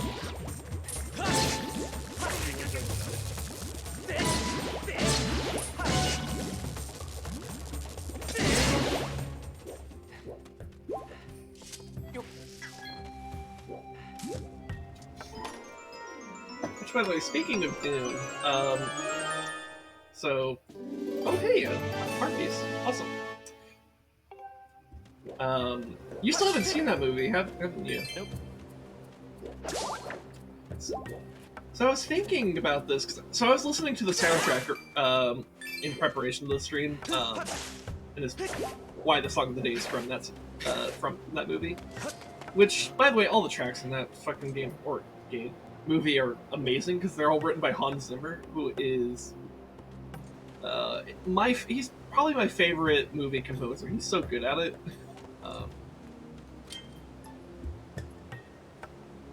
Because God, the soundtrack of that is so good.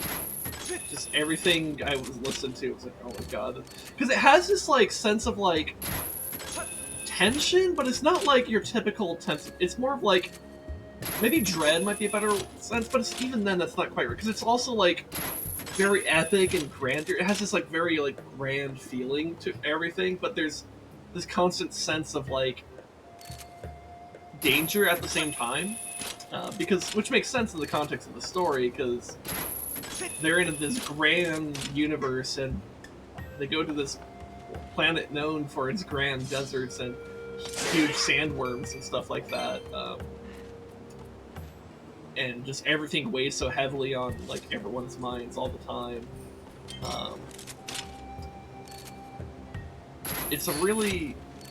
So Hans Zimmer is kind of just actually the perfect composer for that type of shit.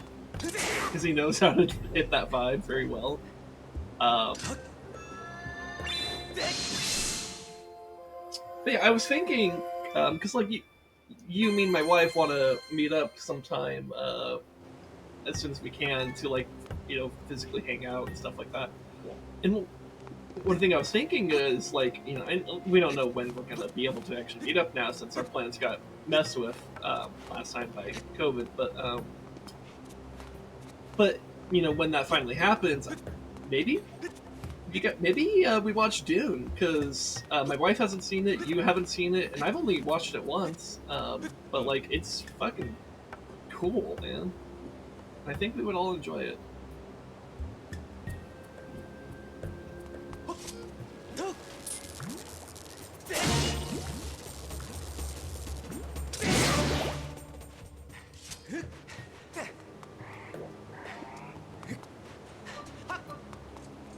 God, just the vibes of that movie are so well done. And I think you would really love the vibes of it in particular, because it feels very much like a proto 40K type of vibe.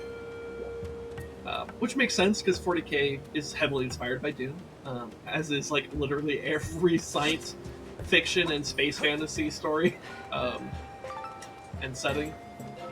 But any and all sci-fi and all of existence ripped off that one Greek story, like called A True Journey or something. No, so it's not a story, but it's I guess an analysis of how many Greek stories were told.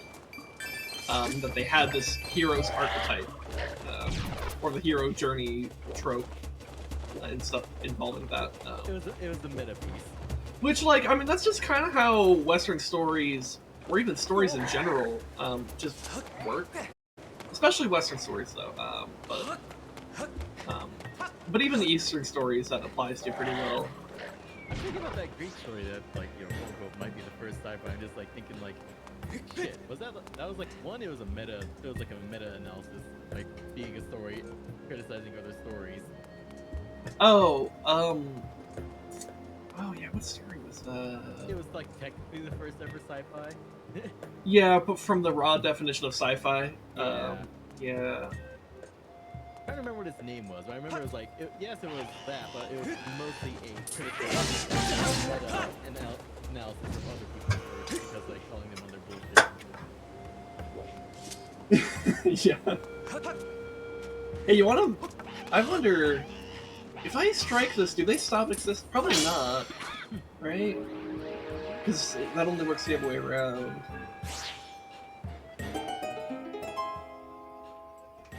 It does make them unexist. What? It works both ways? Dude, time You shifts... go both ways. Time shift stones are fucking cracked, dude. Holy shit. Okay.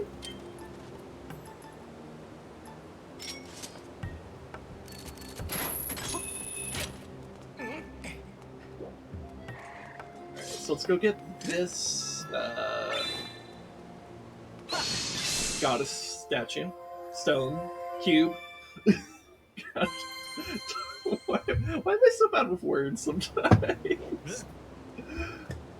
And it's not like I don't try. I actually very specifically try to be a lot better at speaking. Like I've noticed this ever since I was 16. Like compared to my peers, I'm always, or I am usually way more thoughtful about like speaking, and I try to be a much better communicator, or I put more effort into being a more effective communicator than my peers. But like, fuck, man, sometimes it feels like Communication is hard. sometimes it feels like that effort is just wasted, you know. Whatever. I'm talking about how, Communication is hard. yeah, basically, like, ever since I was 16, I felt like, compared to my peers, I put in way more effort into being a more effective communicator, and, like, sometimes it feels like that effort doesn't really amount to anything. But I think that might just be my anxiety, because I do occasionally get people telling me that that they really do appreciate how thoughtful I am when I speak. Which is actually really uplifting to hear when people tell me stuff like that. It tells me that I'm not wasting effort and on this shit, you know? That, like, what I'm doing matters, you know?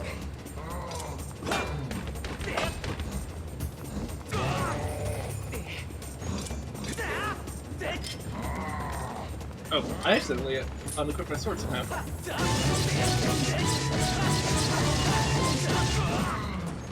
Oh, that's bad. That's very bad. That was dangerous.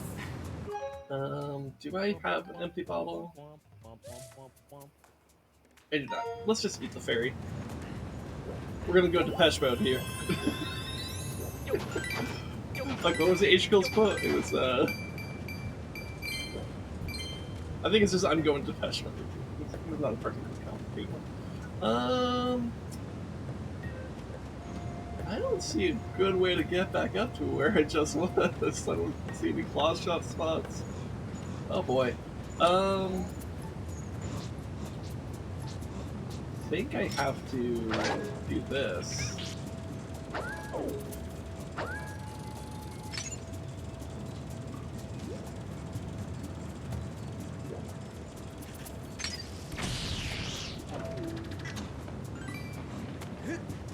God, that beetle is so fun though. So, I think- Rez, the thing I sent in the guns part of Discord, is that full auto?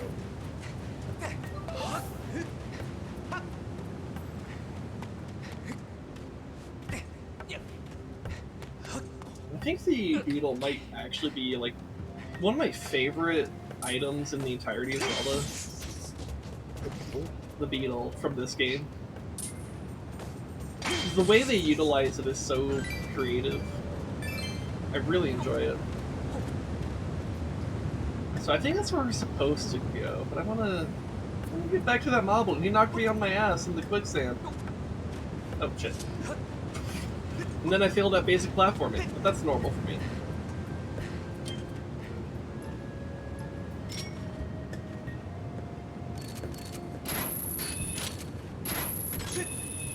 Yeah, that is technically full auto.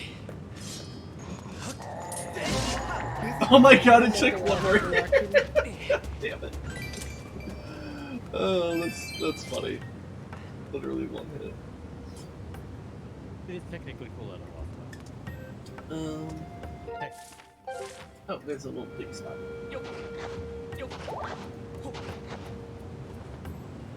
Man, I'm not getting much treasure. Well, I guess to be fair, the desert doesn't have as much treasure because it's just tumbleweeds, ancient flowers, which only applies if I'm in a time shift stone area, and is that it? Um, that might be. It might just be those two. So I don't think they have birds. I guess you could get monster parts, I suppose, from enemies. Hmm. Yeah, I don't know.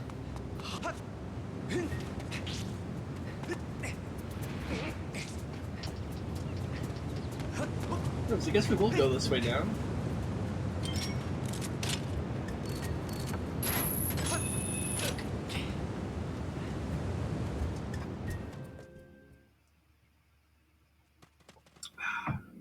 Lanayru Caves.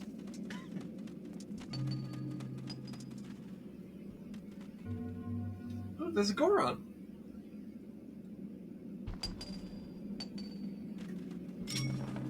What are these butterflies here for?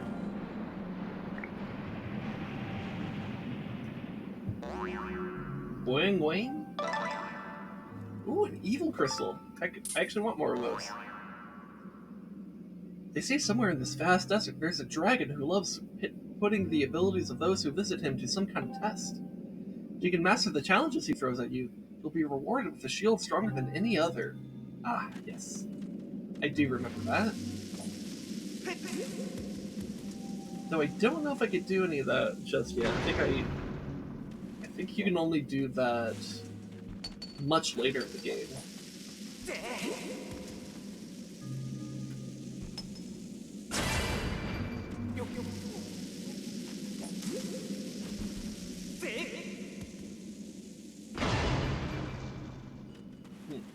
So what's in here?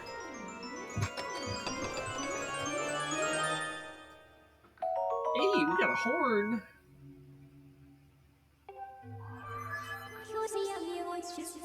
Some bokoblins carry monster horn on their waist. If you latch onto it and pull with your whip, it is possible to claim it for yourself. That's true. I should probably actually be doing that.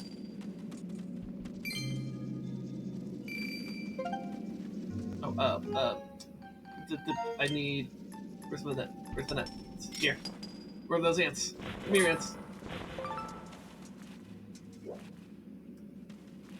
See, what does this show? Ahead is Lanayru Sand Sea, an area covered in an ocean of sand. There are lots of ancient ruins there. Ahead is Lanayru Desert. Adventurers wait those who solving the mysteries of the quarry in the desert. And then there's this sign over here. Ahead is Lanayru Mine. It is there I will solve the mystery of the time shift stones. Ooh. We gotta roll more in here.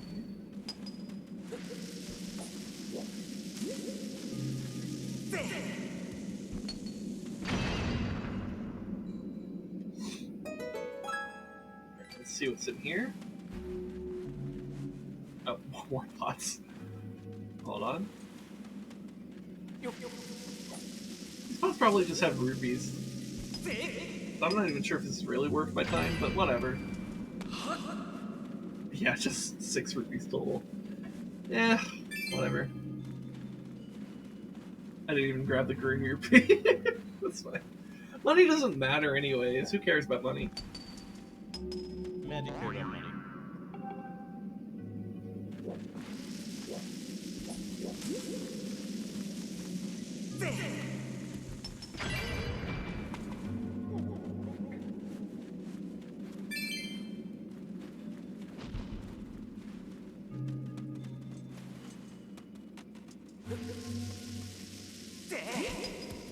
It's a good thing Gorons are bomb-proof.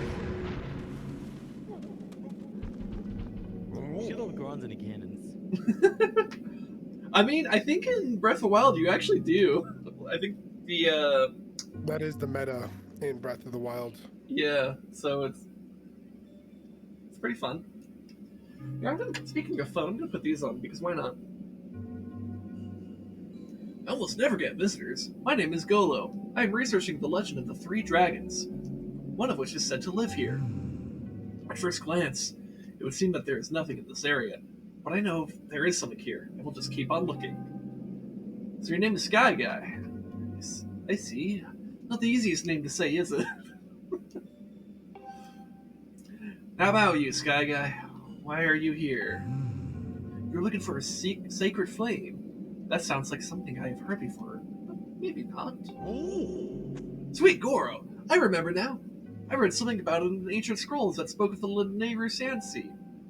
Do not remember all the details, but I can get to Lanayru Sand Sea if you go straight through here. Or you can get through the thing. You do it. That's what he's saying. I know how to speak.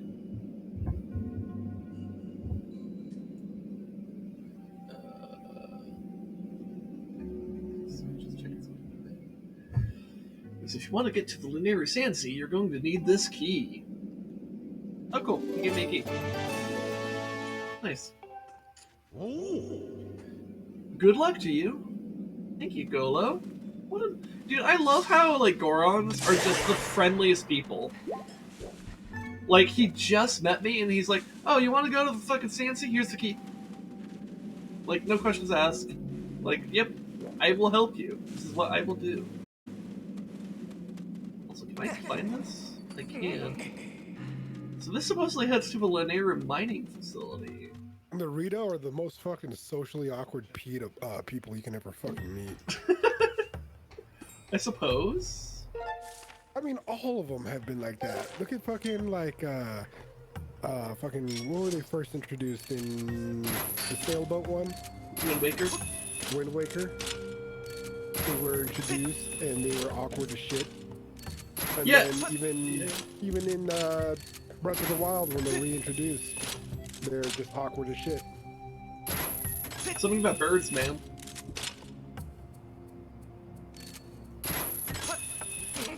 By the way, I can never get over how fucking bizarre it is that in the plot of Wind Waker, the explanation for the Rito is that they were once Zora, but after the Great Flood, all this water was too much for them. You know, a race known for... Yeah, a race of fish people. And it's like, oh, yeah, this doesn't work out for them, so they gotta be birds now. Salt water? Well, so that's where it gets a little bit confusing, because, like, in the Oracle games, or specifically Oracle of Ages, there's a whole Zora village in the ocean, and it's like they're modeled after the same type of Zora you see in Ocarina of Time. And they call themselves, like, they're like this Ocean Zora, Sea Zora, or whatever they called, and they distinguish themselves from the River Zora you see in 2D Zelda games, like the ones that, like, try to attack you, and they look like ugly fishes, right? And so, like, if the Zora, like, that are, like, supposed to be, like, friends to Link on his journey are the more oceanic Zora, which is confusing, because then they usually live in Zora's domain, which is the head of a river, or the source of a river. I don't know. It's a little bit inconsistent. It could also be introduced that the Ocean Zora are still a thing, but they're so isolated out due to how big the world is. Maybe.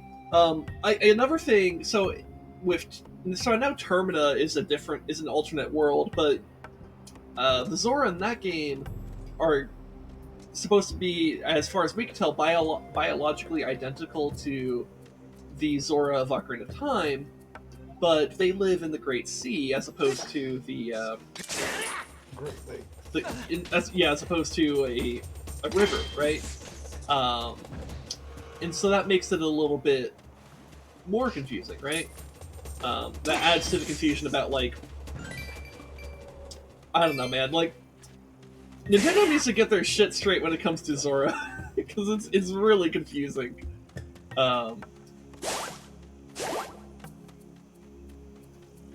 Rez, What?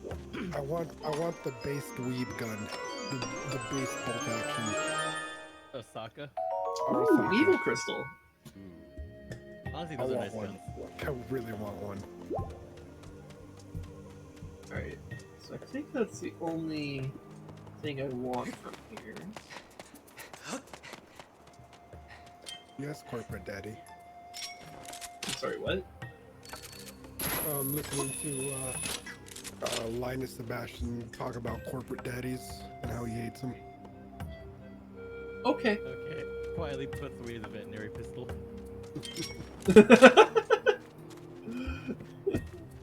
He's like, it's not about saying yes, corporate daddy. It's about saying fuck you. That's not what we want. With context, also let the left live.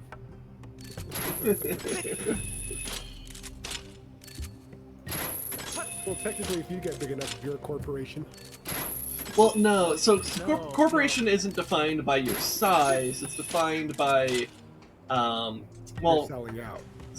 yeah, essentially. But it's because when you become a publicly traded company, you have like board of directors in general. yeah. So it's like having essentially Way being you're organized. it's a privatized organization, meant to it's kind of meant to take oh shit it's meant to be kind of the extreme end of capitalism in a lot of ways, in terms of, oh my god, I forgot they do this.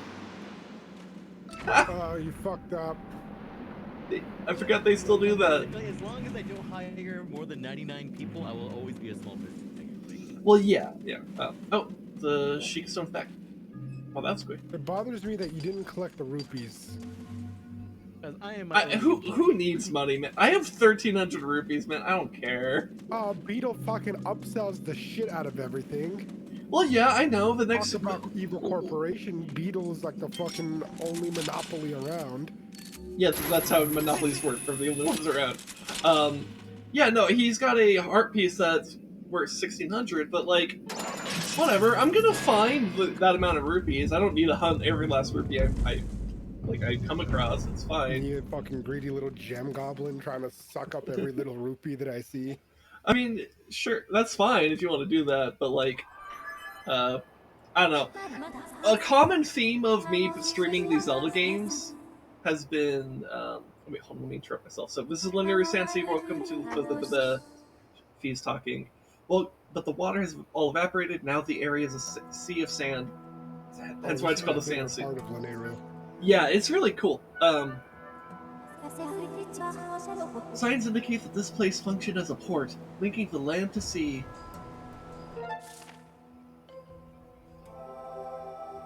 I want to know how far back in the past they're going. I'll get to that. I have a theory on that. I think it goes back to like when, like prior to the actual separation of the Triforce. Again, I'll get there. Okay. Oh, and she said some more stuff and I missed it. Whatever. People know how to. People on YouTube can read. Anyways, okay, so hold on. So I had a thought I was on before, and then I'll get to the theory. What was my thought I was on before? Fuck. Forget your thought. Forget your thought. Forget your thought. Oh, there's a common theme of that's been going on the entire time I've been streaming. So the past like almost 2 years of streaming, there's been kind of this like running joke Rez and I have had about like my experience playing Zelda games, where it's just like money doesn't matter. I end up having more rupees than I need. Who even cares about money, man? Money's fake anyways. I only ever have the money experience in this game, dude. For some reason, farming in this game is the worst.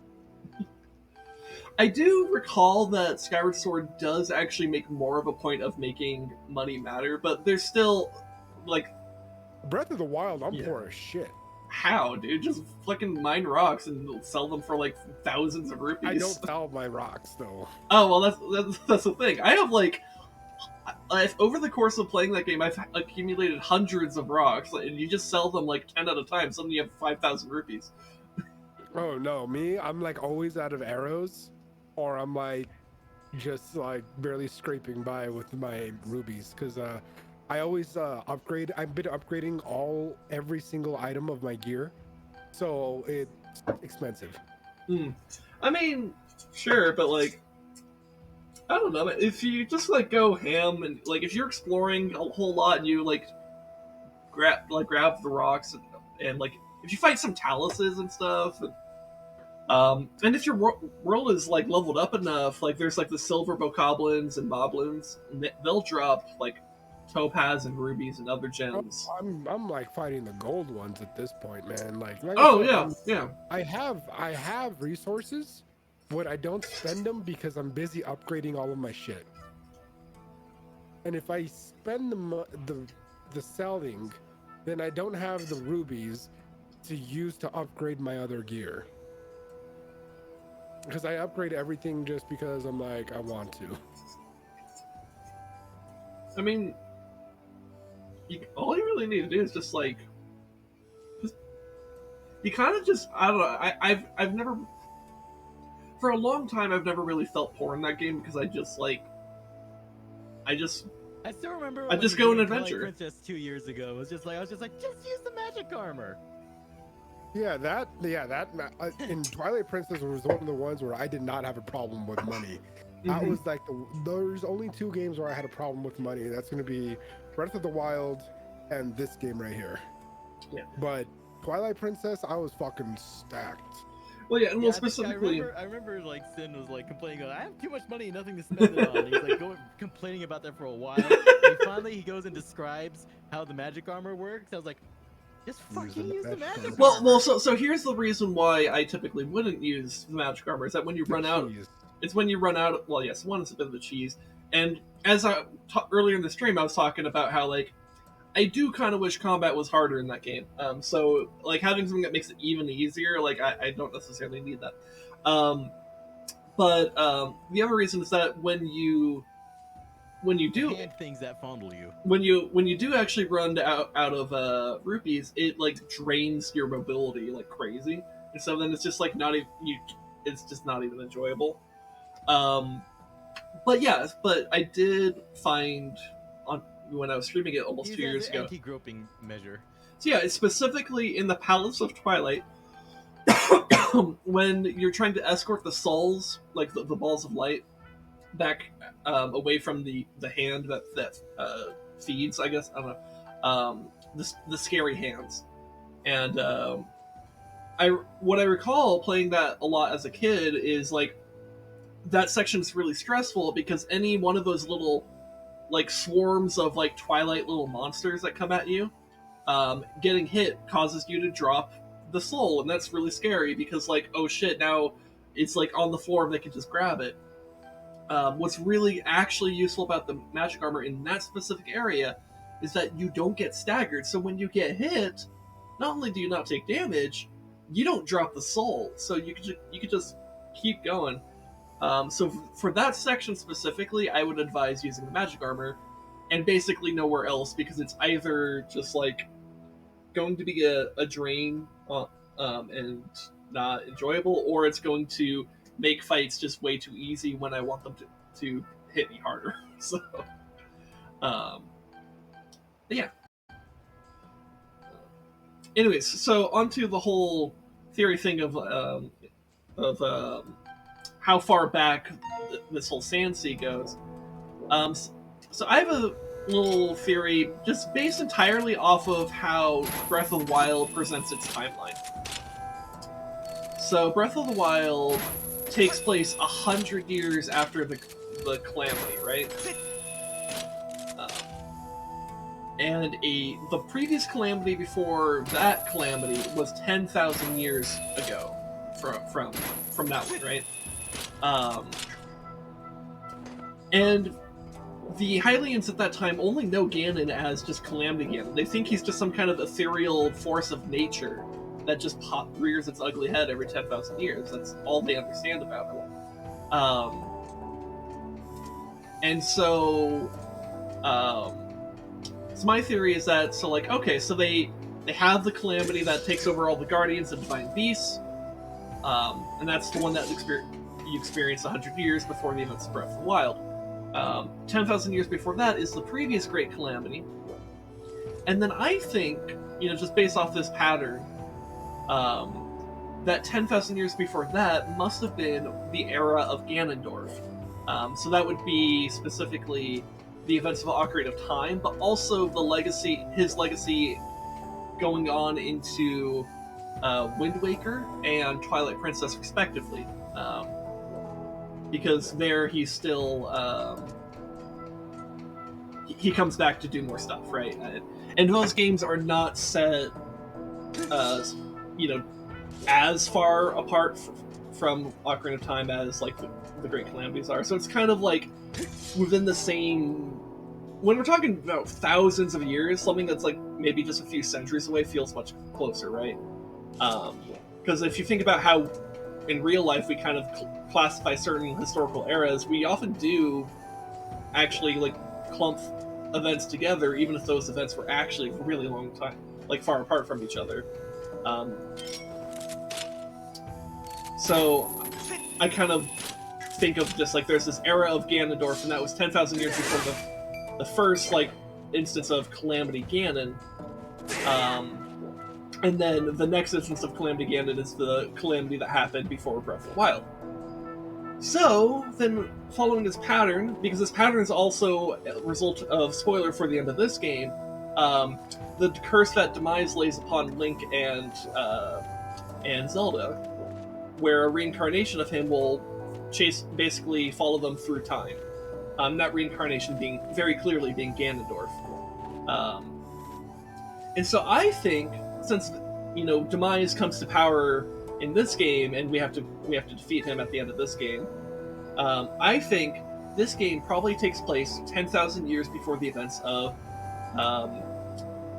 Ocarina of Time, where Ganondorf rises to power, right?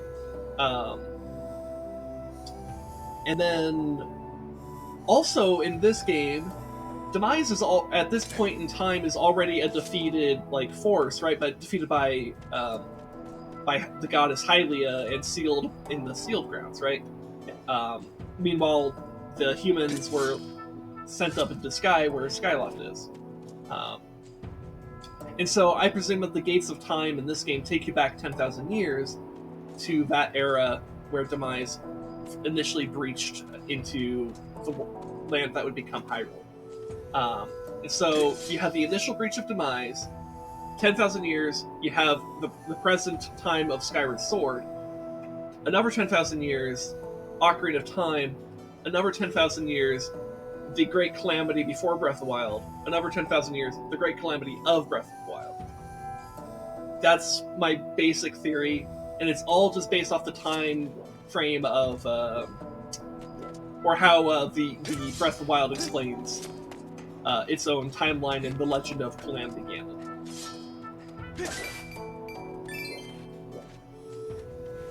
So, if you're wondering how old I think the sea that became the Sand Sea is, I think it's 10,000 years before the era of the sky.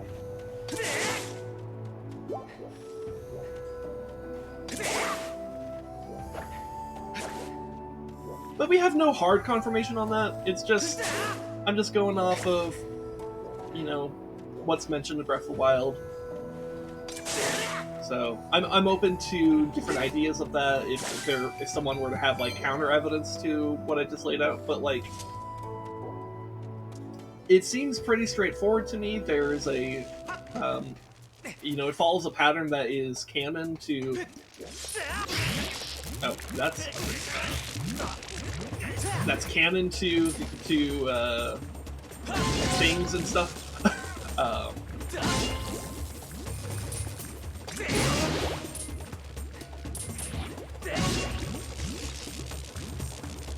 So yeah, that's just my thoughts.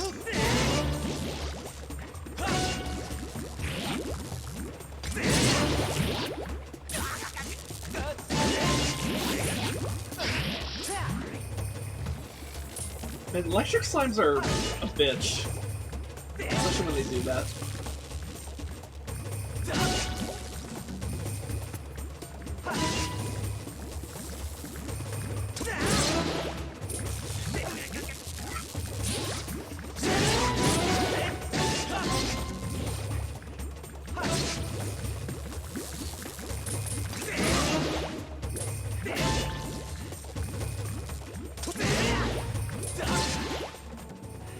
God, that took way more effort than it should.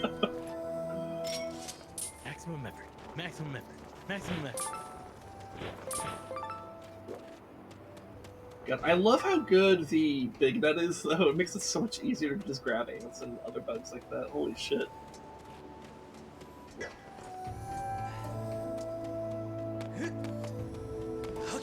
Oh my god, there's another one.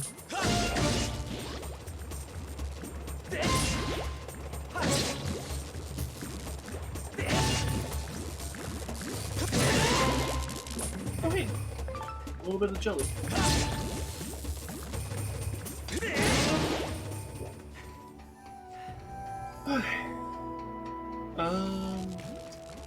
Not more. Oh, you know what? There's a bomb over here. I wonder, how good are bombs against these slimes? I feel like I asked this question before on stream and already forgot the answer. That's pretty good! Alright, use bombs. That's, I need it. When in doubt, bomb. When in doubt, C4.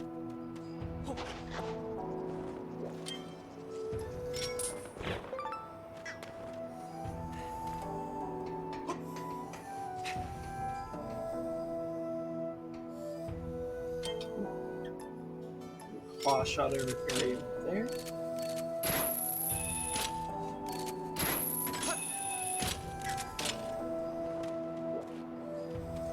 Oh hey, what's this?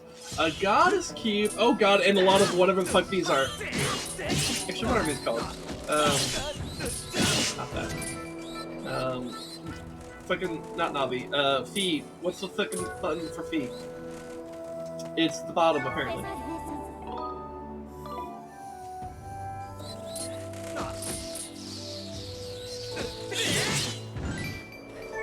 There we go. What are they called? Maracas. Okay. This larval monster is said to live for 1,000 years, during which time it is continually growing. Though the larva is small in size, it is quite ferocious, and is often found in swarms beneath the sand. It tends to... I just skipped that line accidentally. You've defeated 84 of this type of enemy. My analysis shows that your battle performance with this enemy is very strong. Okay. Alright, there we go. Alright, Goddess Cube!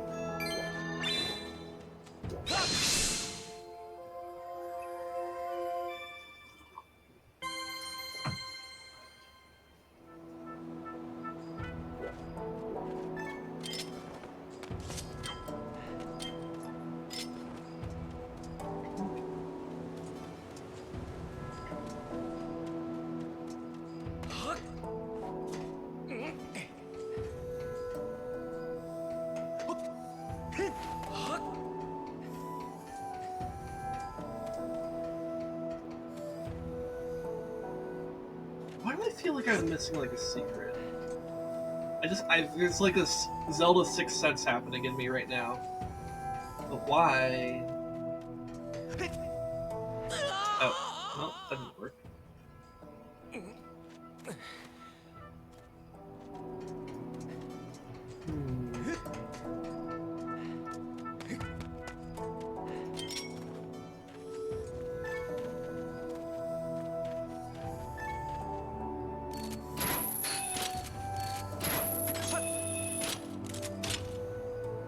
I feel like there's just like something with one of these like pillars that was like a bit different. Why do I feel that way?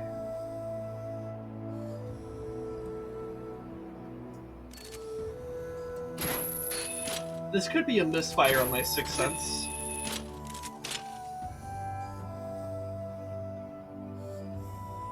Yeah, I'm not seeing anything that would make sense here. Because it just leads back that way, which there's no like hidden paths along the side there.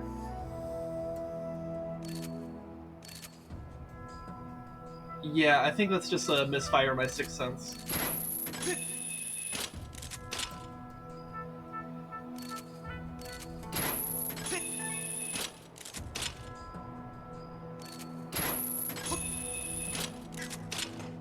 Well, that's okay. A kind of learned to trust that instinct overall, even though sometimes it's wrong. Because, like, in some ways, it's like, what's the worst that can happen? You waste, like, you know, a minute of your life.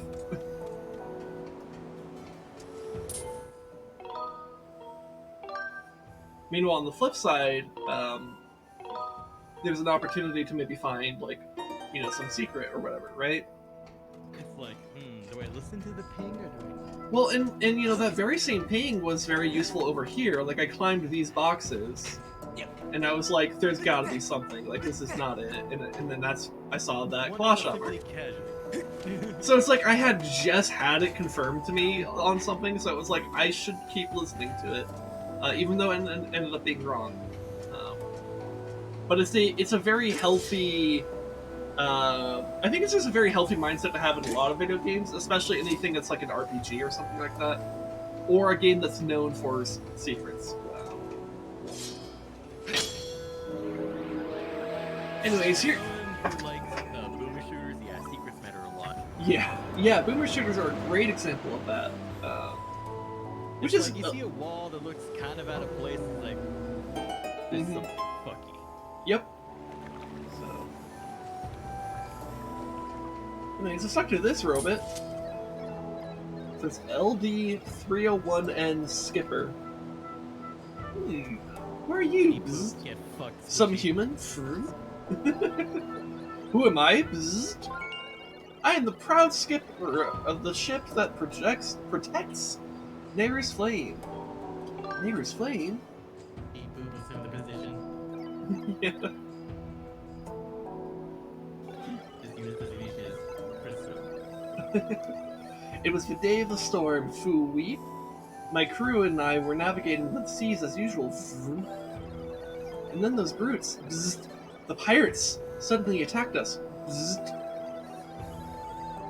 They were after Nayru's Flame. My crew was imprisoned. They killed every single one of them. The men, And, women, and I was thrown into the sea. all like animals. I hated them. They're all robots, by the way.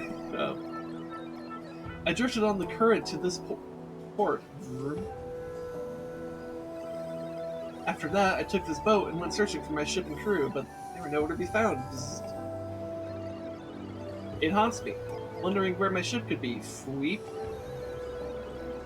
I bet my hat they've turned the ship into invisible and are hiding it somewhere out there. You can't see it. Invisible? In order to protect Nayru's Flame, the ship has a function that allows it to become invisible. Sweep. You say you're searching for Nayru's Flame. Oh, so you need Nayru's Flame to find someone important to you, Vroom? In that case, you should help me search for my ship and crew, Free?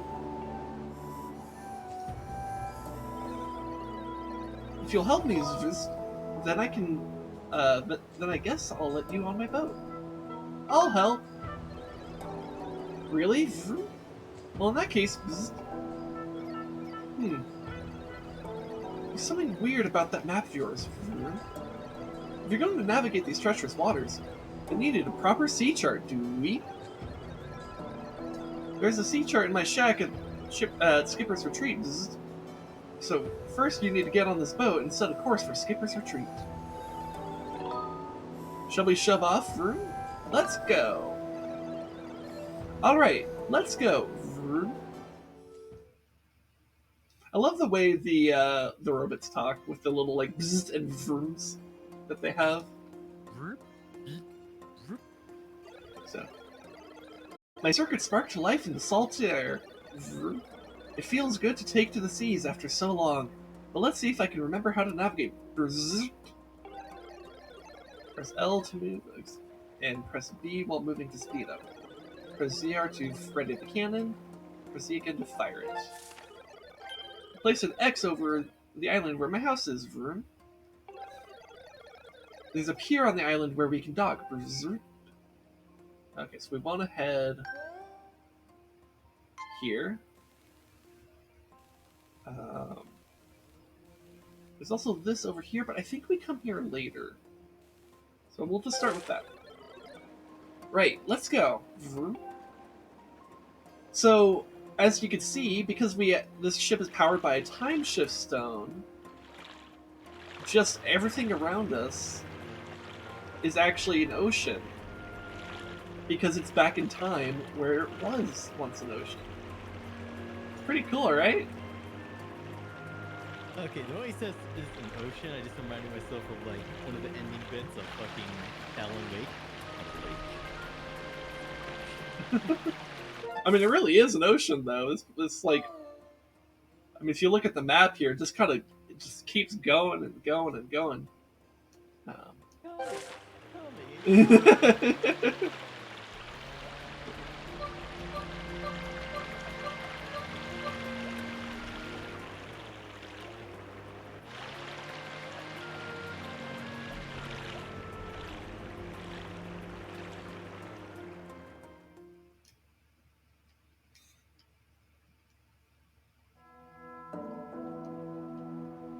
Skipper's Retreat.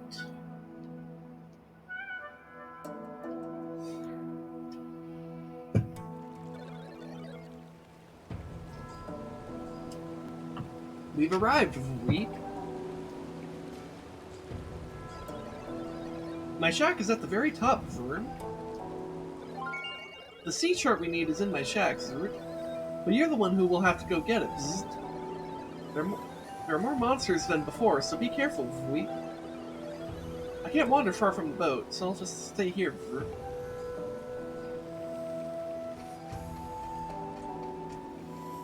Alright. Let's make another save right here.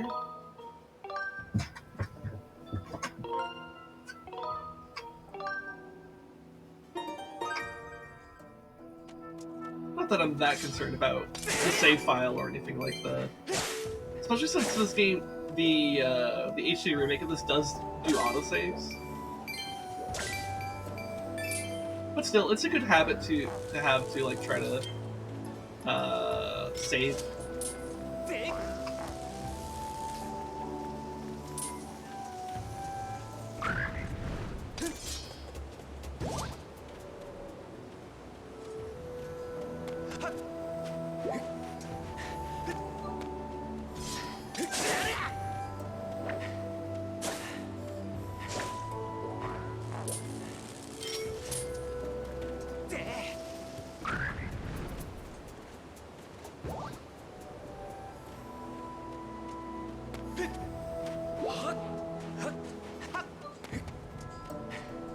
So I need to use Claw Shot to get up there.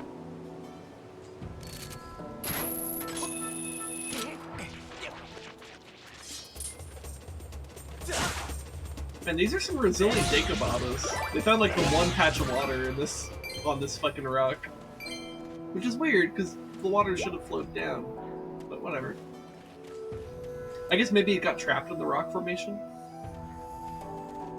Because presumably this like grassy area probably has water right underneath it. And it could be just trapped in the rock formation.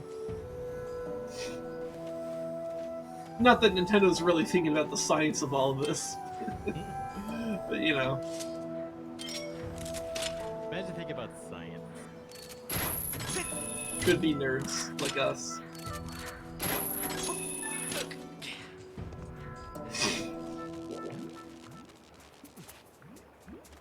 Yeah, what happens if I throw the bush at the... Oh, didn't care.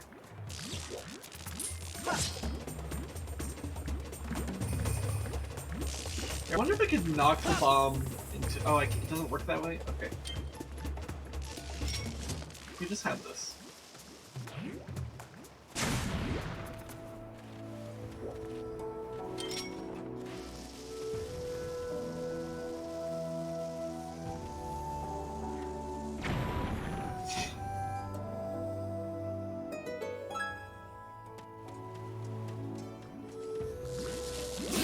Oh god.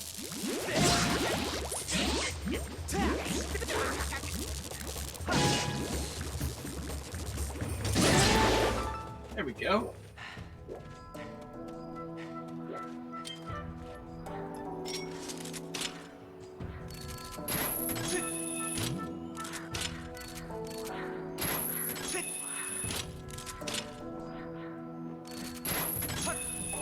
it's pretty convenient that these flying plants exist.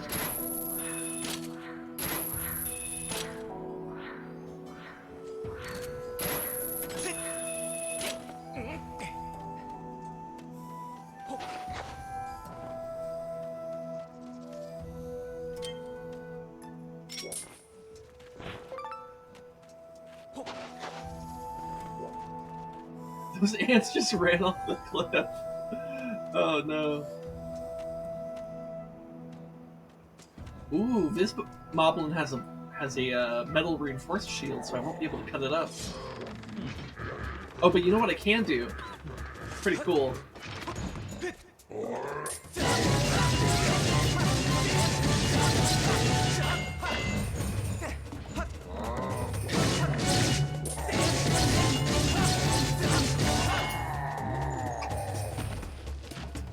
Pretty cool, huh? Oh, ow.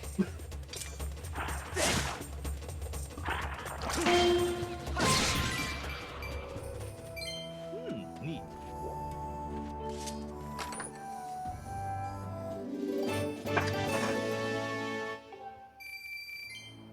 Okay. That takes me. Looks like it takes me all the way down. I don't know if I want it to take me all the way down. Oh, I see what I'm supposed to do here.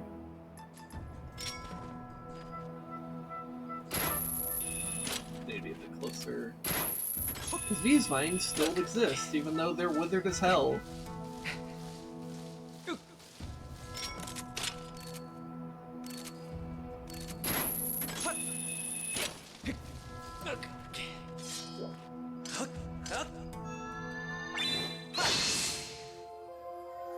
And we getting a lot of God's Cubes today.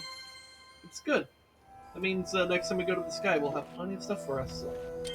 Plenty of stuff in the sky for this guy.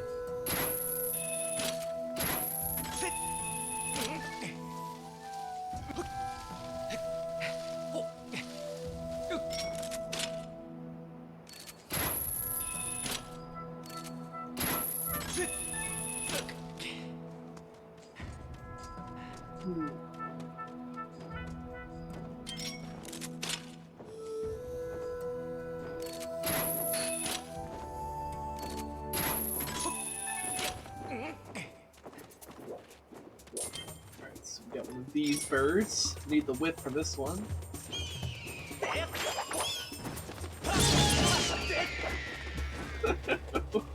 Get wrecked.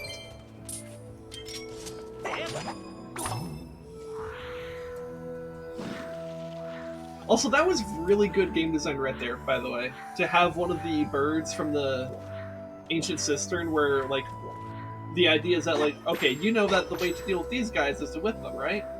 And so you get your whip out to deal with that, and then the next thing you need to do to progress is whip that plant out of its little spot in the ground, and then go to here. And it's really cool game design because you didn't have to tell the player anything. You just kind of placed something for the player that would quietly encourage them to do something that would actually make the next step easier, without any verbal communication. Like Fee didn't have to come in here and say, like, "Oh, master, you should do this." It was like, "Hey, what if I tried doing the whip here? Would that work? Would that be a clever usage of my items?" It's cool. Anyways, let's see if I can get these Gerudo dragonflies. It seems they're a little bit more skittish than a lot of other bugs, so I have to be careful when I try to grab them.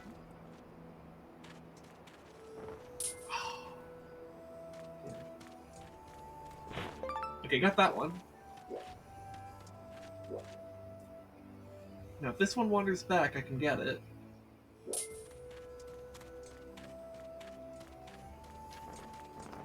Oh, I missed. I misjudged with this. You know what? Fine. That one gets to live.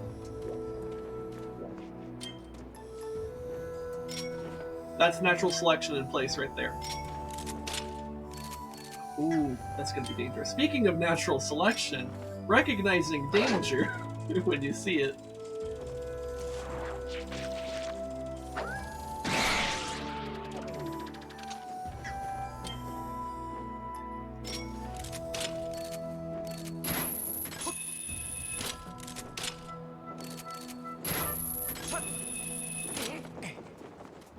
Alright, with that.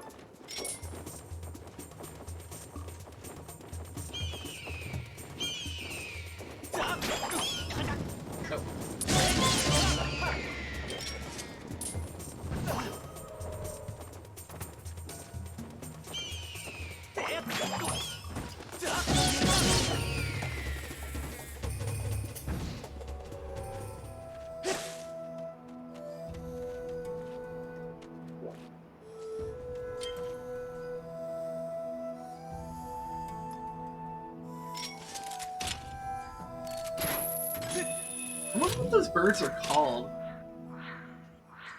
Because I was just like quietly thinking to myself, like, that they kind of like seem inspired by like the idea of the phoenix.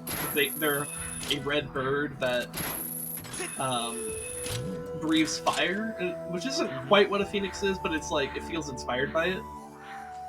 But it also got me thinking, like, kind of also reminds me of like a dragon hawk a little bit from Warcraft, and it actually has more, you know, defining thing about what a dragon is, which is the fire breathing, you know? Mm-hmm. So I'm like, huh, I wonder if like a creature like that would be a good type of creature to have in like a fictional, like a fantasy setting, and call it a dragon hawk.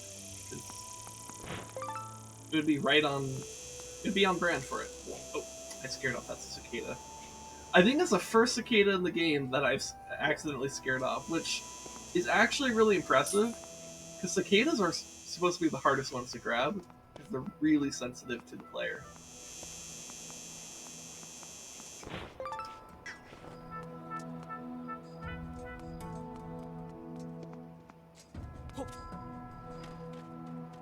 Anything on the back here?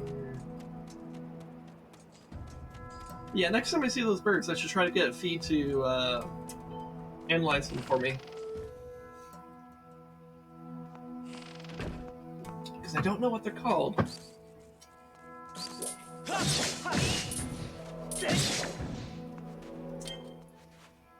Now I have to clean this area. This might be the chest, though. Or the map. This chest might have the map, is what I'm trying to say. Alright, you got the ancient sea chart. This old map details the area as it was long ago, before the sea succumbed to the desert sand. Master, look over there.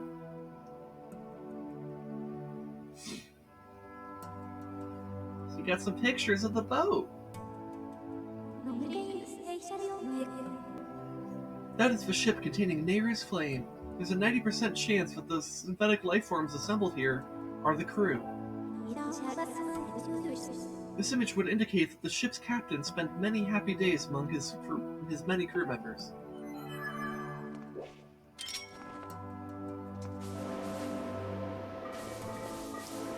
We'll see what else we have. Ooh, we got some amber relics, which that's pretty good.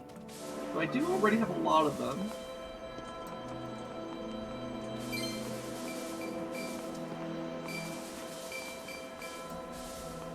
We got some dead robots over here.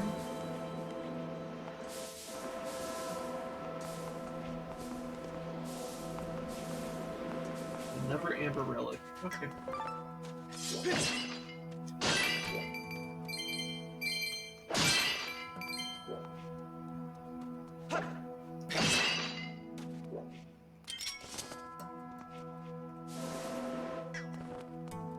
Here, can I open this wardrobe? Yes, I can. You really shouldn't open other people's cupboards without permission. Anyways, I took a decent amount of damage coming up here, so I'm gonna just sit. A report, Master. I've detected a bug infestation in the upper... I already got those bugs. I already did it, but thank you, Fee. I already got it.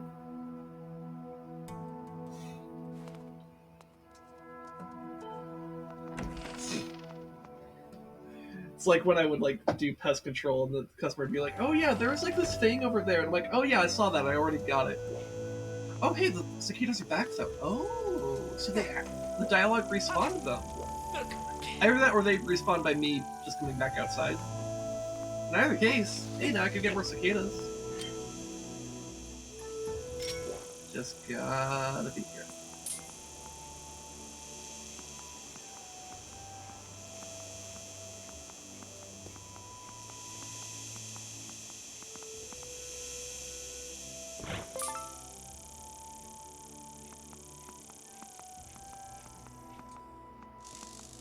Oh. Well, I got 2 out of 3 there.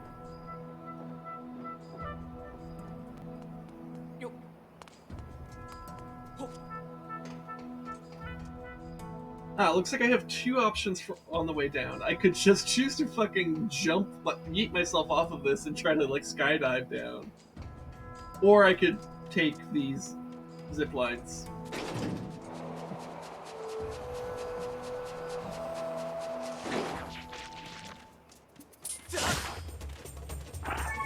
Here, do these have a specific name? They're a quadrobaba. This violent plant is widespread in wooded areas. It will attempt to bite anything that approaches it. More rare than Decubaba, Quadrobaba has a greater stamina. The golden husk and dynamic mouth are this plant's distinguishing features. You've defeated 16 of this type of enemy. My analysis shows that your battle performance rating with this enemy is strong. Hell yeah, it is. Alright, I want to go trigger that bird.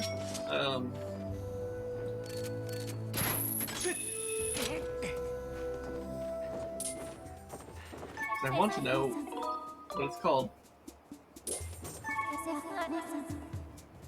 It's called a phoenix. Okay. That kind of makes sense if it's like based off the phoenix or inspired by the phoenix. It's just... It's called a phoenix. This spirit bird is said to survive by eating flames. Due to its cautious nature, it can be difficult to approach. However, by catching and holding the bird's attention, some are able to successfully attack it. I suggest being wary of its curled tail. You've already defeated 5 of this type of enemy. My analysis shows that your battle performance with this enemy is very strong.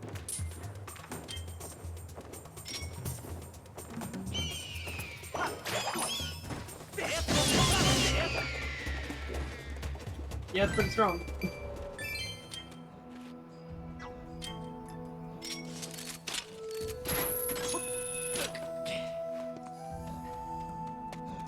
Alright, and let's take this next zip line down. We've got what we came for. Wait a minute. There's a chest there. That's what the skydiving's for! Hold on, can I take this up? Hell yeah! Okay, that makes sense. So if I want to get that chest, I have to skydive for it. Okay. Sky guys, got the skydive. Let's do it. When I pick this up, here we go.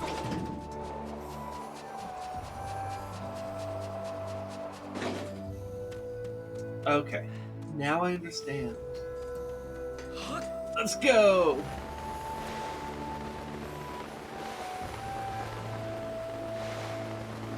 Oh God!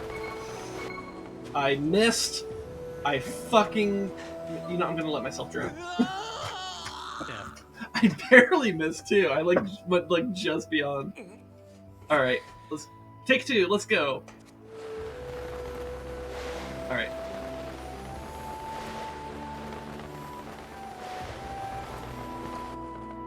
Ooh. Use the Skyloft to cancel out my momentum there. So there seems to be some kind of height differential or like height level where like suddenly like your momentum gets like boosted or something, and that was kind of fucking me over there. Anyways, it's 100 rupees. So that's cool. Wait, that's not what I want.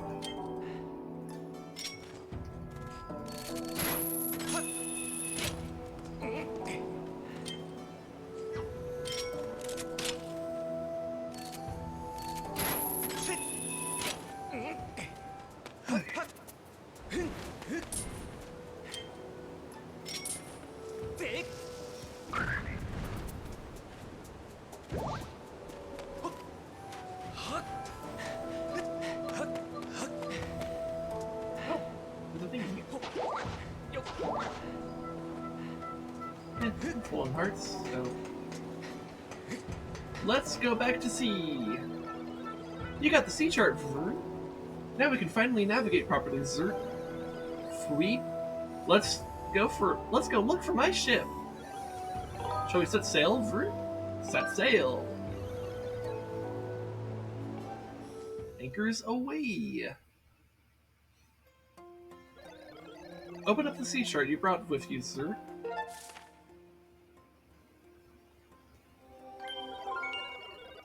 The shipyard is at this location, Vert.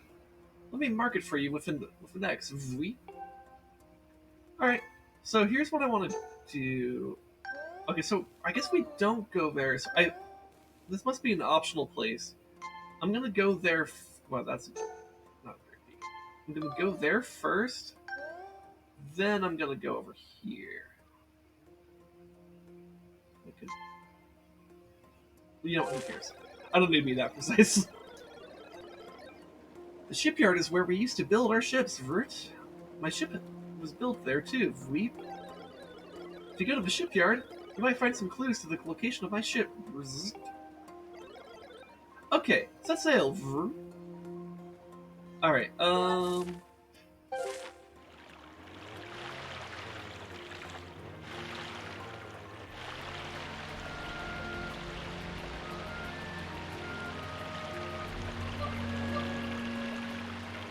wait. Damn, what happened in the 10,000 years or however long it's been that these islands... Jesus, love.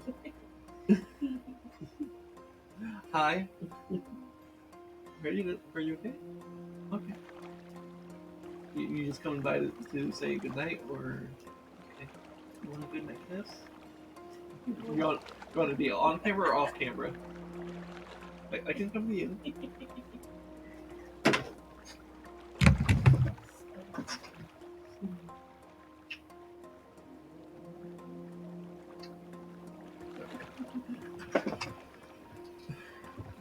Have a good sleep.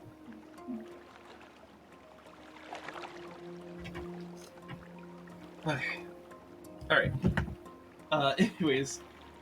But, like, how weird is it that, like, these two islands exist in the past, and they're just, like, geological structures, right? They're not, like, anything else. But in the present, they're gone. That type of erosion does not happen normally. So I wonder... I don't know, it just makes me wonder what happened. Yeah.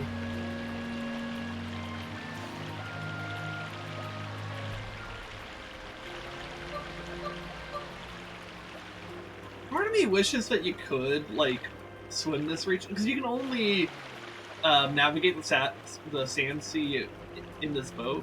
But part of me wishes that you could, like, do some, like, swimming in this area, because you can swim in this game, just not here. But I guess, to be fair, this is a pretty big region, and they probably didn't want to deal with that much swimmable terrain. I think they wanted to keep it pretty limited. Hello? Can I not stop here? I guess I can't? Maybe I am supposed to come there later. I don't know. I'm a little confused about this. I guess we'll come back here later. Where did I put my glasses? Here they are. Gotta look cool when you're going sailing in the Sand Sea.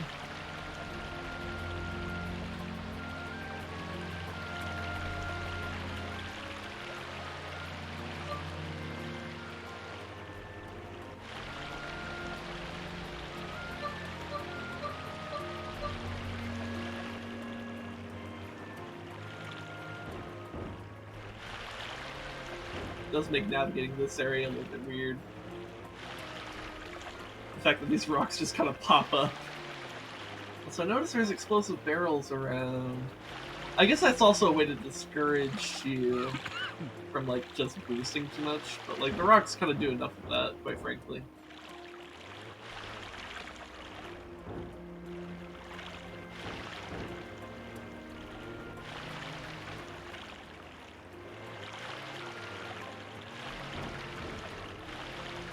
can see some enemies popping up. I'm just gonna ignore them. Nope, never mind.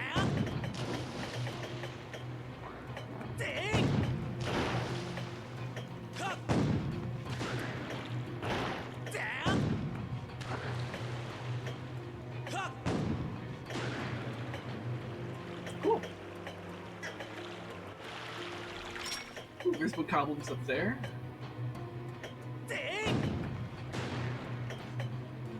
That's a pretty good shot.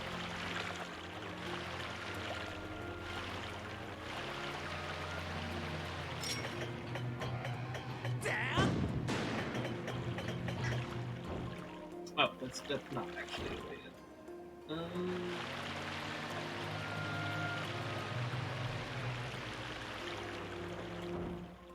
All right, here we are.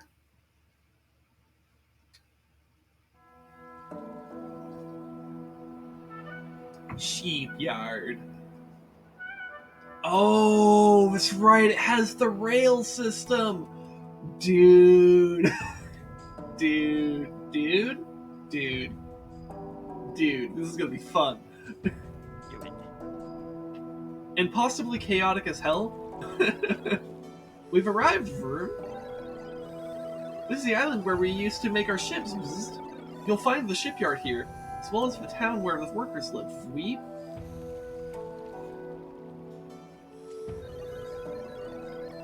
This building is the construction bay, Vroom. But the entrance is closed, Vroom. Looks like you can't get in. By the way, I didn't point this out earlier, but can we appreciate that Skipper has a mustache? Yes. Like, they gave this robot a captain hat and a mustache. They didn't need to, but they did. And that's fun. Anyways, each location on the island is linked to the others via a minecart track. You might be able to get to the back door of the construction bay if you can get around to the other side using a minecart. Ooh, this is gonna be some chaotic fun. There's a minecart station over there. You should head to the station first. I'll wait here. Fooey. Alright. Here, let's make a save right here.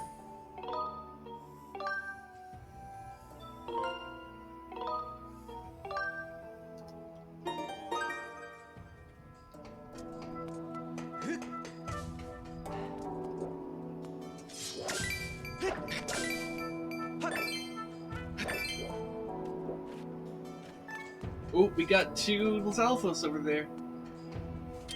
Let's see.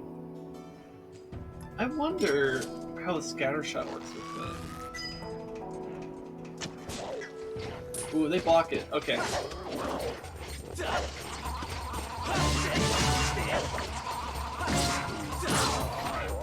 That one's down already. That's pretty good.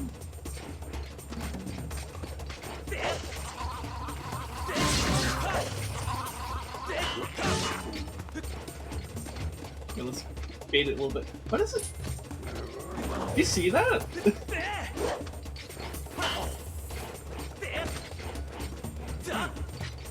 It's just like running on like nothing.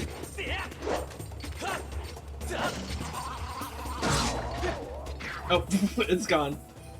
Well, so much for getting its tail. That's why I was trying to bait it into the center so I could at least loot its tail afterwards, but... Rip. There goes that dream.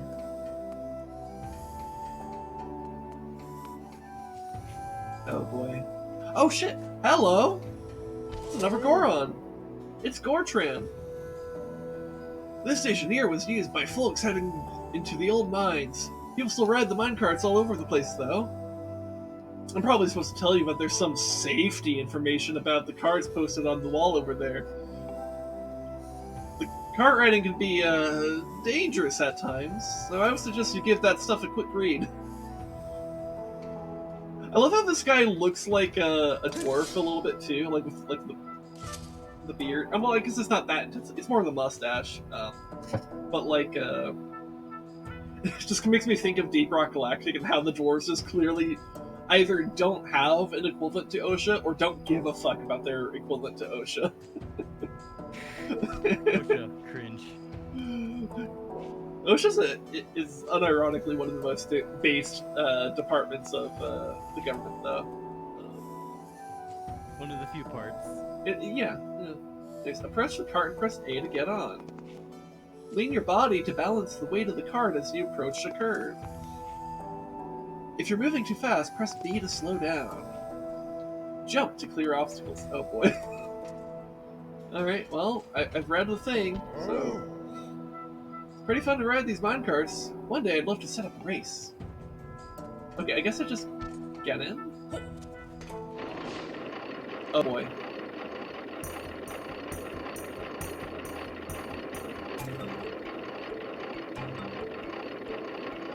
Alright, let's do it.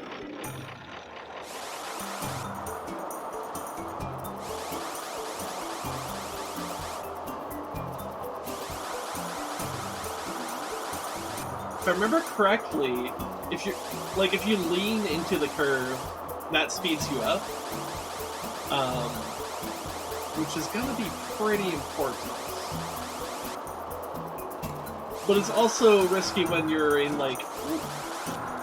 when you get a lot of curves right after each other, because then you could fall out. But I did that very well. I'm very proud of myself. That was excellent.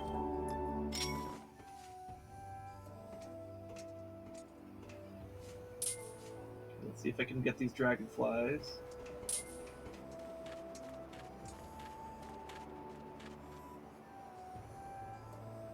I think I need to get them as they cross. Oh, wait. Maybe if I chase them? Haha! Got him.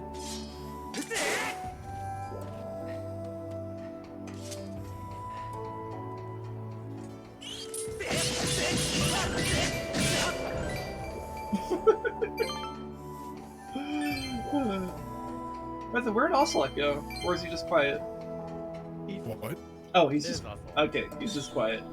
No, I just got back. Oh, I was just asking where you were, because it's been a while since I heard your voice. Oh. Yeah. I waited. It's been 84 years.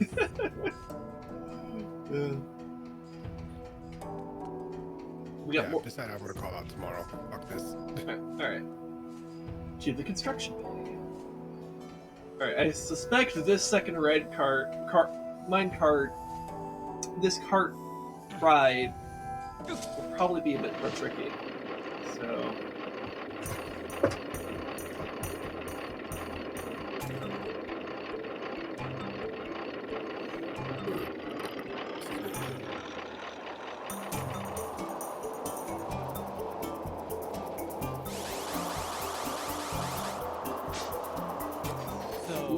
Also, I continued to say that we left off earlier. Oh, this is not the way. Oh, wait, no. And then a boss fight. And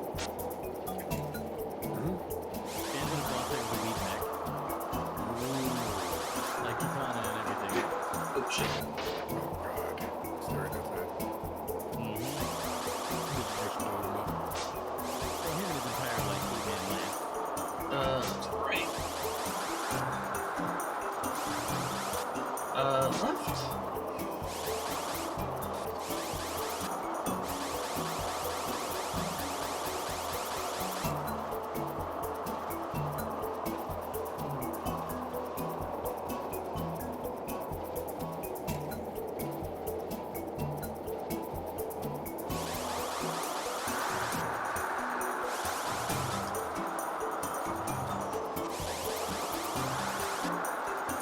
Yo, did I just drift the fucking minecart right there?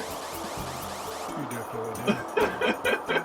Also, the G's sustained on this would probably just totally destroy Link.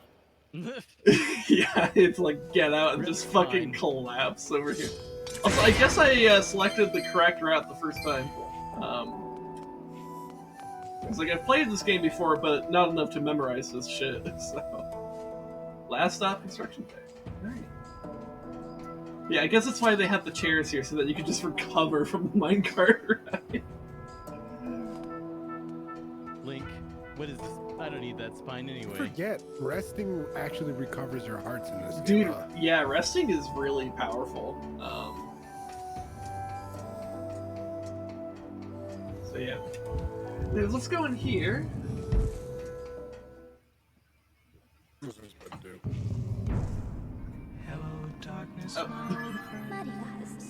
Hello, darkness. I've come to talk with you again. Oh, perfect timing. Fucking Fee shows up. She's a lot less bad in the remaster here. There's been very few moments where I've been annoyed at her interrupting, which is definitely down a lot from what I recall. Because I remember kind of hating Fee. Annoying. Yeah, like she was like comparable to Navi in that way. So they definitely dialed her back. So I'm actually like, when there's like character focused moments with her, I'm like, she's fine. Actually, I don't feel this like burning annoyance at her. I'm like, she's actually a The fact that character. she lives in the Master Sword is what bothers me the most. Well, I mean, yeah. She's in every game after that, and that's how you know she's always following you. Yeah, In your walls. kind Just of. in my sword. Yeah. Anyways, Master, we have arrived at the Shipyard construction bay. She knows how many different links have clapped Zelda's cheeks. All of them. Except for Twilight Princess. Actually, there's probably a lot of them that didn't clap their respective Zelda's cheeks. With the passing of many years, the structure is filled with sand. I recommend looking in the sand for a clue that might direct you to the location of the ship. I'm sure we definitely won't find any giant scorpion in that pit of sand. Definitely won't happen. Oh, what does this bulletin board say? Oh, Only I found out you how to can- make AI use the use the repair bays in single player. Alright, let's see. This says, only you can warn your coworkers early enough to avoid pirate attacks. Okay. Only you can stop wildfires. Only you can prevent mecha attacks. Basically. Then, at the end of the month, rail cars will be out of operation for a full day while the track is inspected for... that must be why it's not in great condition now. And definitely not the Man, passage of OSHA's 10,000 even years. strict here. I mean, OSHA's based, so yeah.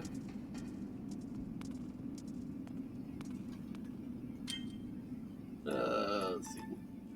Everybody likes to joke about OSHA being a bunch of wet blankets, but they keep everyone alive. Yeah, no, it's like actually I do want the government to make sure our workers are safe.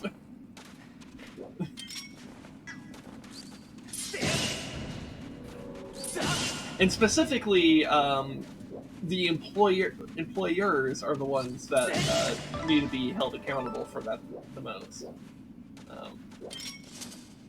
Which means the workplace itself must be safe and not have a giant fucking scorpion in the middle of it, you know? No, I never asked you. What are your feelings about scorpions? I know you don't like being a sneaky, but what about the scorpions?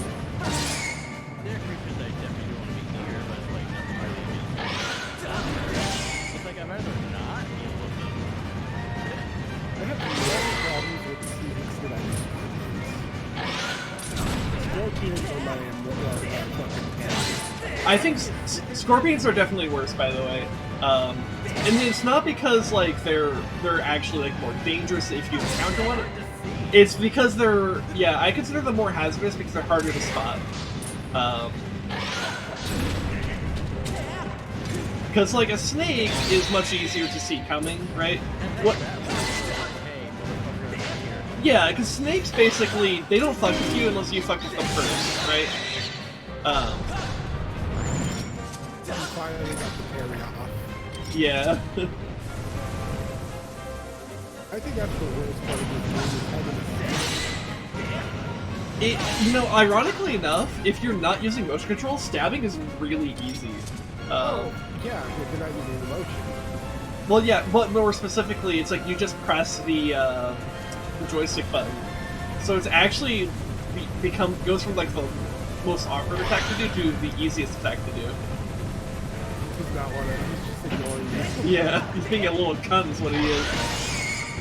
Stab it. Ooh, that actually hurt my shield quite a bit. Good thing it recovers its HP. Or durability, whatever it's I called. stopped using the shield as just a challenge run for this game. I mean, if I had the curse medal, that's basically what I would be doing. That's what I use, the curse metal and no shield. Yeah.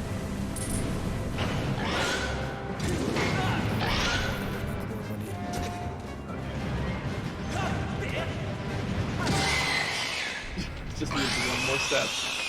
Yeah, I actually. There you go. So I actually opted out of the curse medal specifically because I'm more interested in treasure, and it kept on giving me money. So I'm like, I need the treasure more. So I got a treasure medal on me right now. Both treasure, curse. I have a bunch of them. Yeah, there's a lot of medals then, and I think you could stack them too. So because I seem to recall having like multiple treasure medallions just to get a lot of treasure. Anyways. I love how time kind of freezes when you're in a dialogue like this, because the hearts are they're just hovering right in front of her.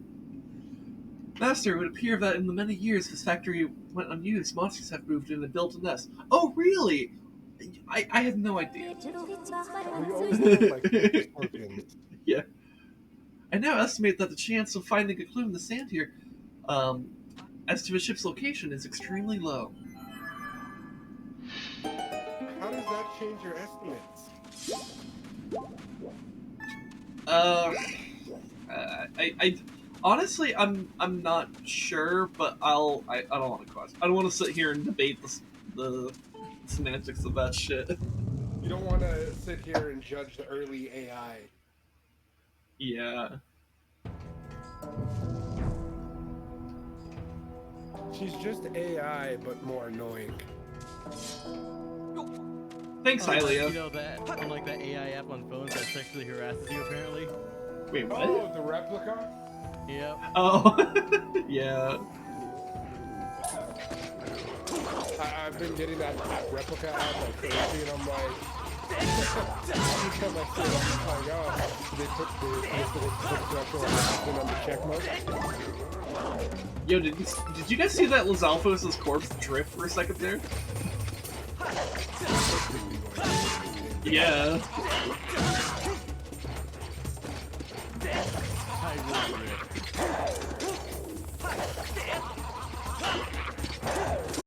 do. Man, look at us missing our counterattacks. What's up with that? Alright, there we go. Yeah, speaking of parrying and counterattacks, I'm wondering how Resident Evil 4 Remake 4 is going to turn out since they added that. They added the parry mechanic. Leon parries a fucking chainsaw with his fucking knife. Parried this motherfucker. I did! So my ship wasn't there, sir? Then there's only one place left for us to look for clues. Room? This guy has a sick-ass mustache. He does. This could be scary, but we have to head to the stronghold of the pirates who stole my ship. Free? So let's not waste any time, Vroom. Okay, let's go. Anchors away, Zoom.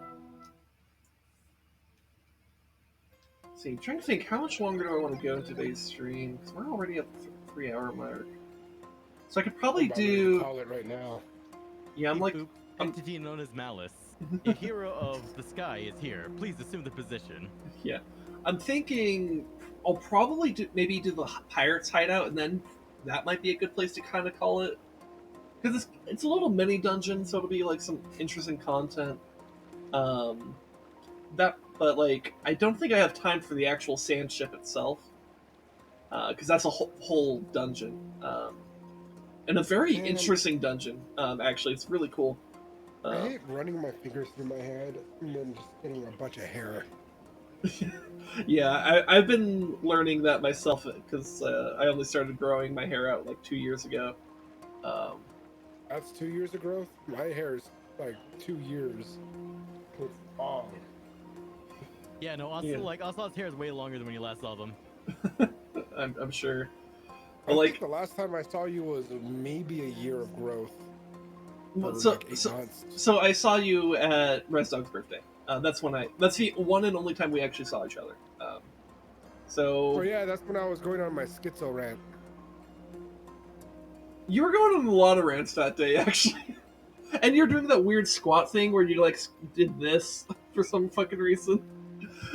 Yeah, because I was discussing with Res Kitty about the semantics of the world. I guess, yeah. And then because Res Kitty would go up and slap me. And then take off like a little bitch. Yeah, he does that. Sid would know. He's babysat Res Kitty. Yeah. No, I think Rez's cat loved me the most when I would like stop by Rez's place like after doing a shift of pest control because I would have like the keys associated with pest control and other little tools on like a little keychain on the side of my hip, and his cat would just like try to play with that and stuff because there's like so many little jingly jingles. The only thing that jingly jingles on me is my ass. Res Kitty probably tries to attack it all the time. Yeah.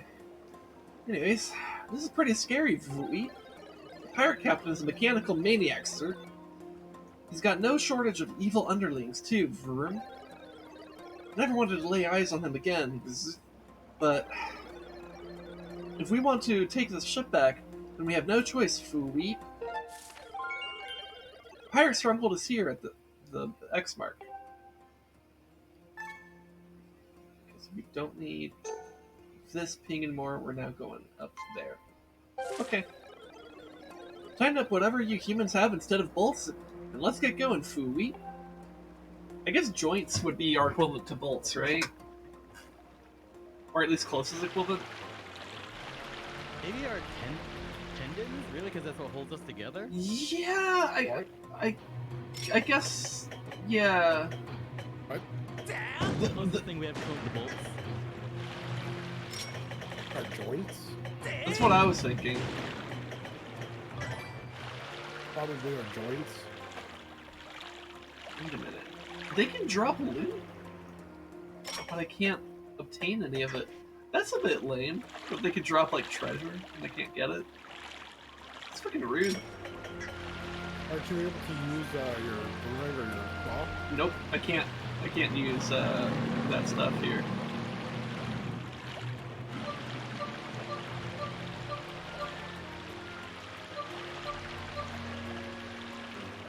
Yeah, it's a bit of a shame. Alright, well, I'm gonna head to bed. Alright, see ya, Ocelot. Take care. Have fun at the doctor's tomorrow. I'm gonna make an appointment. I'll see if they even see me tomorrow. I'm just gonna call out anyway because I gotta wait for the GPU to come in. Ah, yeah. And before they give you the silver bullet to check your temperature. Joke's on them. I run hot. I don't need one. I'll Puss in Boots it. I'll just say I run hot.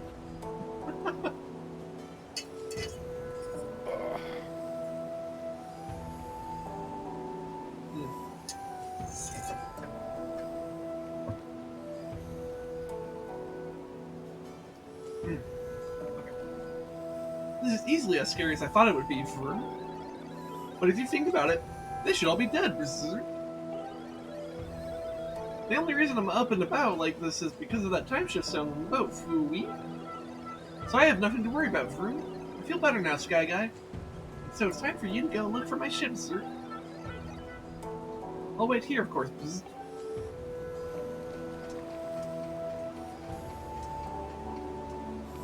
Alright. So many keys.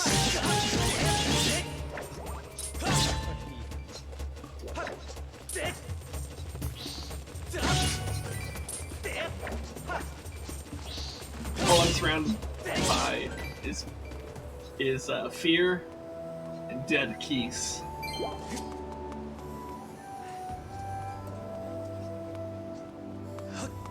I think that's what Darth Vader said, right? Fear and dead keys. We can't stop here. This is Keith's country. That's a keys, Lester. Aw, yeah.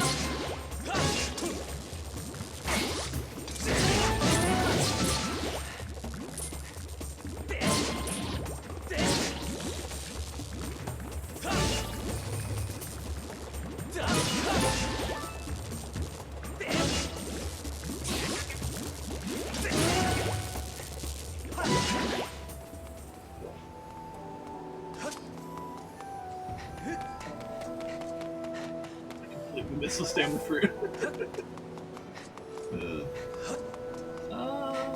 So what's over here? Cicadas.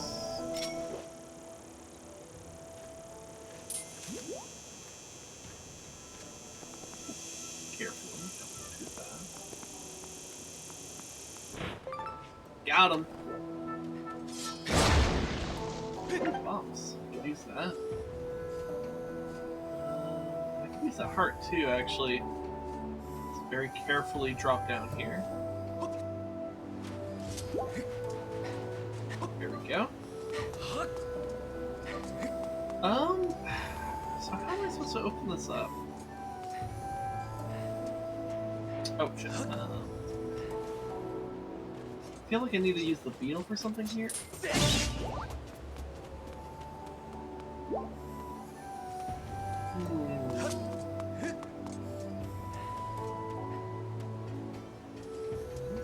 Oh, there's a door. I missed this door. There we go. That would be what we need to do.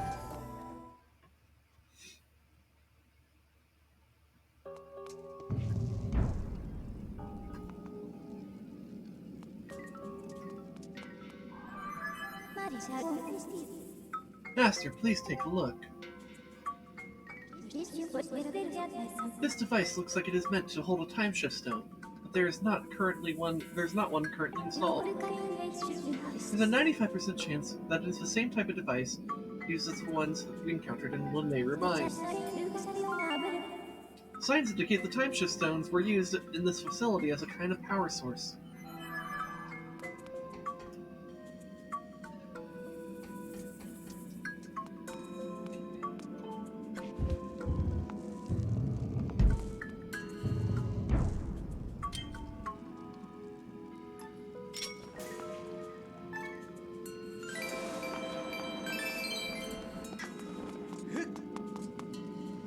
More Alphas. What if I just...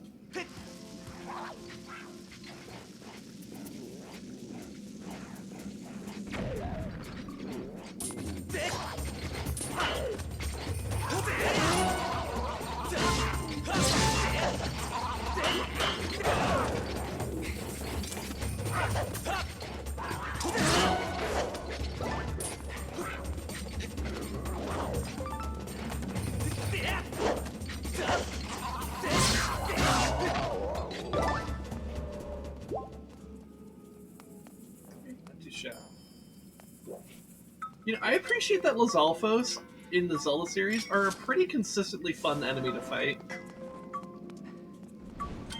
Freaking Scalies. Yeah. Honestly, Ocarina of Time / Majora's Mask is probably the one where they're the least interesting to fight against because it's just their most basic form. Because I also don't think they exist in any of the 2D Zeldas. At least not any of the 2D Zeldas I played, because I don't recall fighting Lizalfos ever in any of those.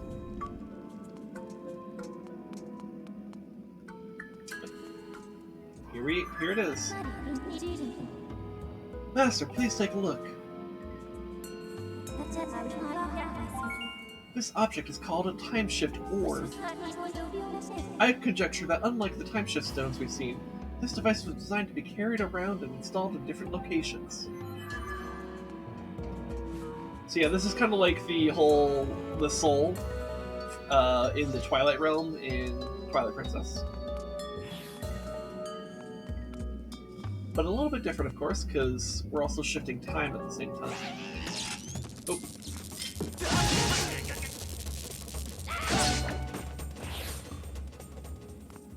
I think that Bokoblin is in mid-death animation, but... So I wonder if I step closer, will it just, like, go from bones to double dead? Yeah.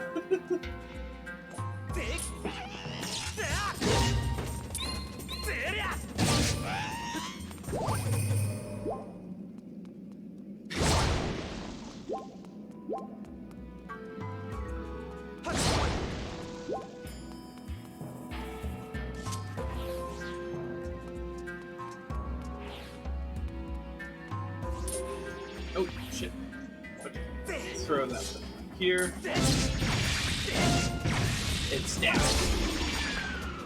There we go. Chest. Oh, but we need to not have it be activated. So that we can go get to it.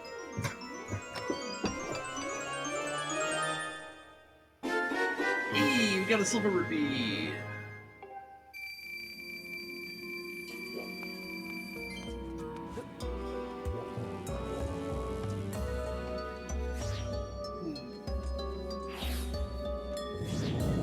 Oh shit. Okay.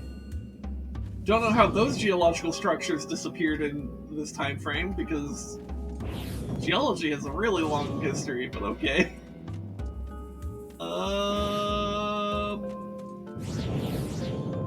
Okay.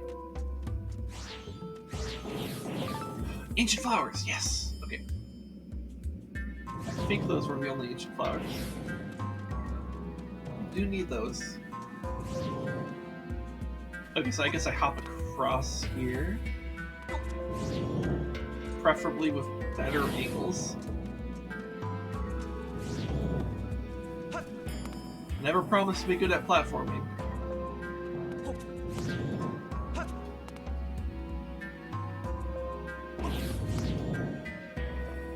Which makes that whole thing I did that one time in Human Fall Flat really impressive. Like, you remember when I fucking, like, climbed underneath that whole structure? Yeah. Like, because I saw you doing it a little bit, I'm like, huh, I wonder how far I could go with that. And I climbed, like, really fucking far with that.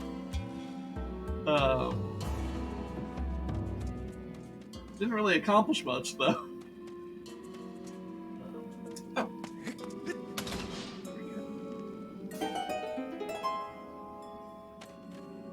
Why is my shield not here?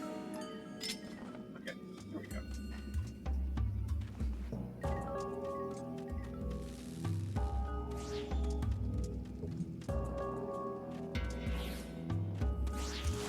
Oh, hello.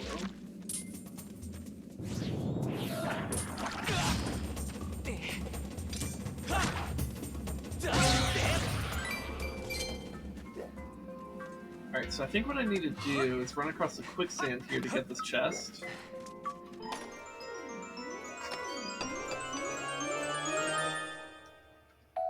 Hey, we got a monster horn.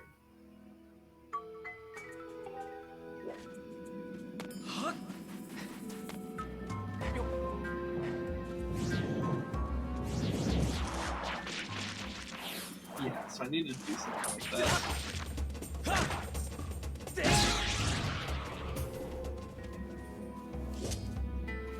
Dude, I love the way time shift stones work in this game.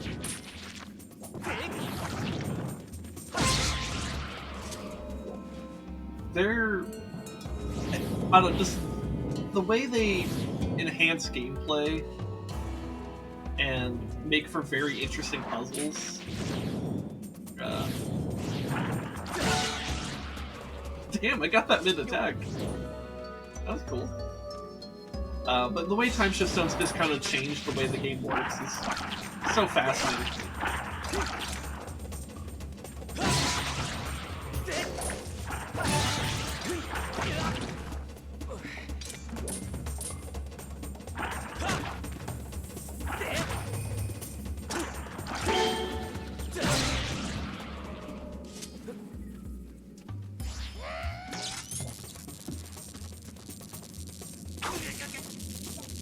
I don't have my shield up. That would probably help. Okay, maybe my tactics is bad.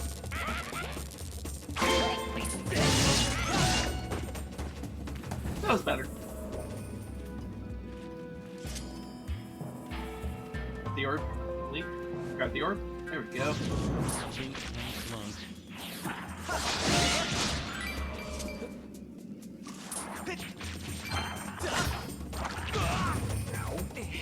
That was a very aggressive take about him. Rude.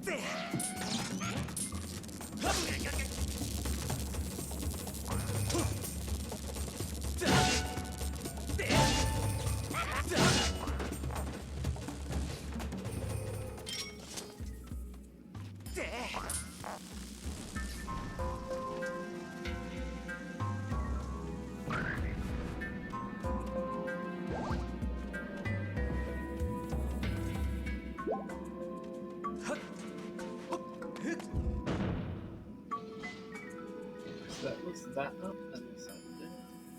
That's okay. Oh, we got a box here. Oh, okay, because we need to put it on the button.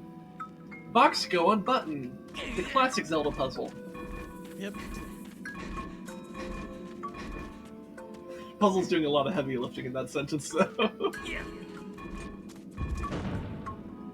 Though it's not an inaccurate term, it's just not particularly complex, which is fine.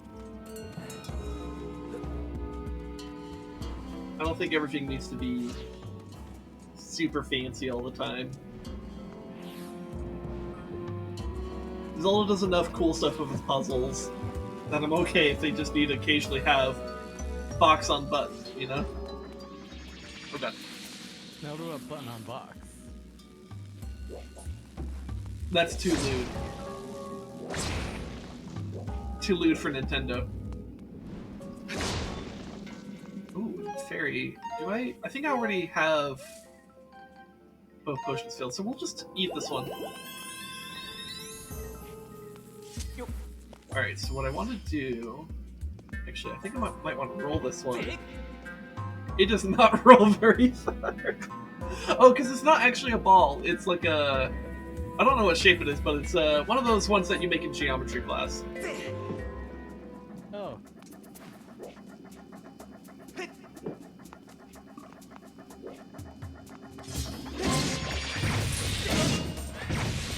And it's, in my geometry class, I had to make something like that, and I did it wrong. I was like very upset about it, and like I like stayed up till like 1 in the morning trying to fix it, and I couldn't.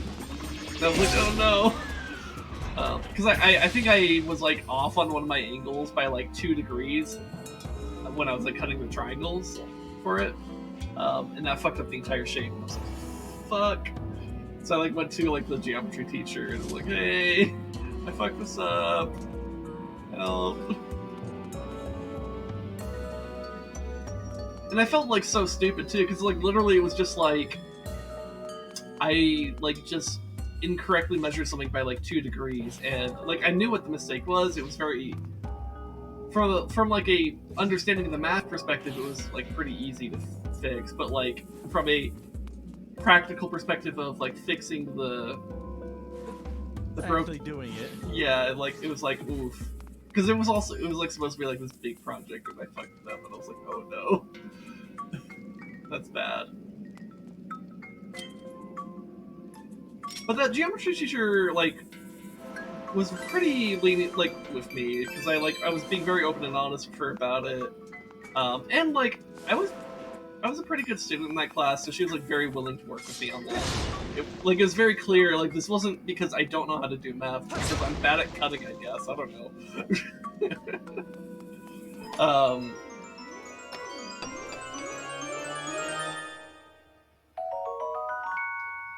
I got an evil crystal. Cool.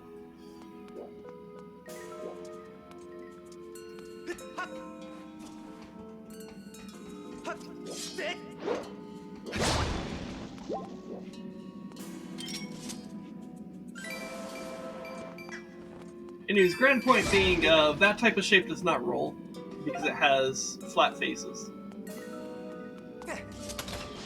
And you need curved faces to actually, roll. Like a sphere. Which technically only has one face. Ow.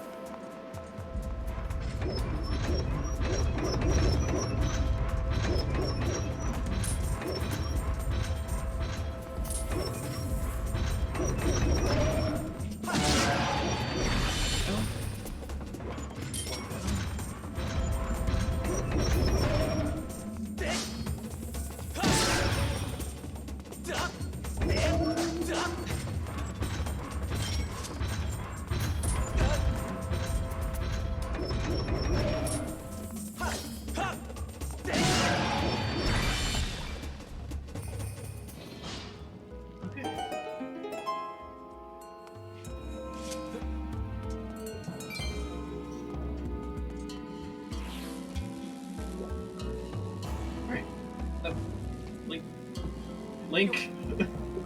There we go. Oh, that was silly.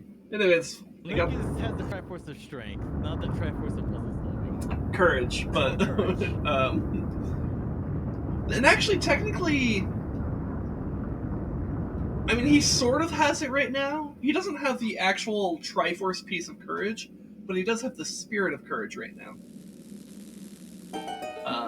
Because part of the plot line of this game is actually assembling the Triforce, like for the first time since it was created. But that's way late in this game.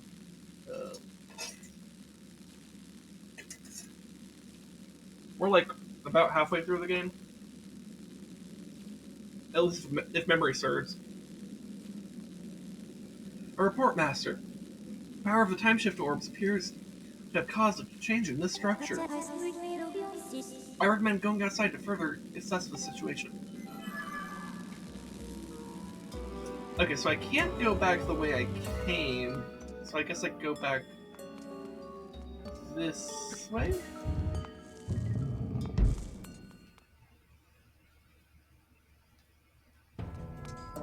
Oh yeah, okay, just takes me straight out. Convenient.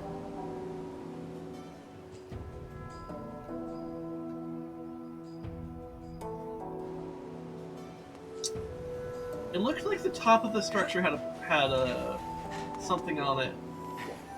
I'm gonna send my beetle out to scout. I do vaguely recall there being something up there.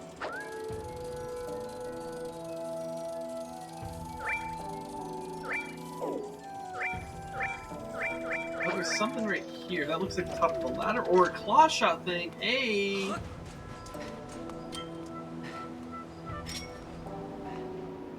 Dude, the beetle's such a useful reconnaissance drone. I should... In a fucking... When we do the Cyberpunk campaign in D&D, I should make my engineer construct a beetle drone. Or something very much like that from this game. That would be so cool! Because it could serve as a reconnaissance drone, but then if I give it like the pincers, it can also grab stuff. And that would be cool. Yeah. That'd actually be. I wonder how that would work in a tabletop setting. Oh god, that actually sounds really interesting.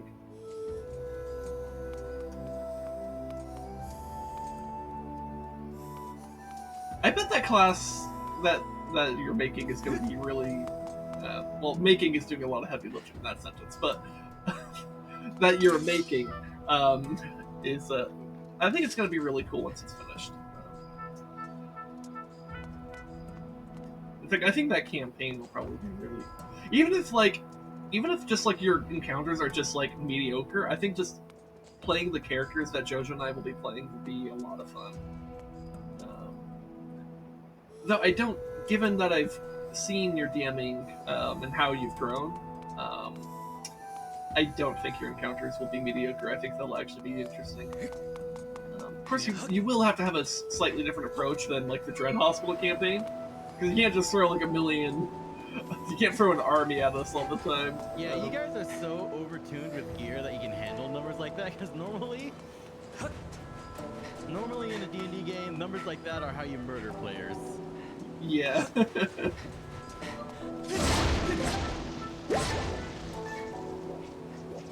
Oh, so many ants.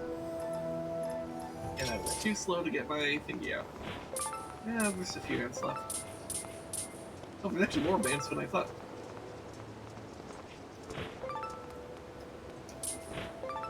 Great, cool. But yeah, but also because, like, in the Dread Hospital campaign, it's literally like a specialized SWAT team, essentially. Slash paramilitary force, because there's the line big enough to where it's like, okay, you know what, this makes sense. Well, there's a very cyberpunk-esque theme, right, where it's like the line between police and military can get blurred, and that's very much in line with cyberpunk themes. I have information to report, Master. Take a look. Please take a look.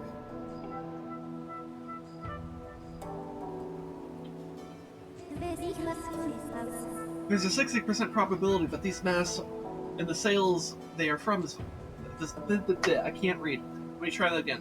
There's a 6% probability that these masts and these sails are from the ship that protects Nayru's flame.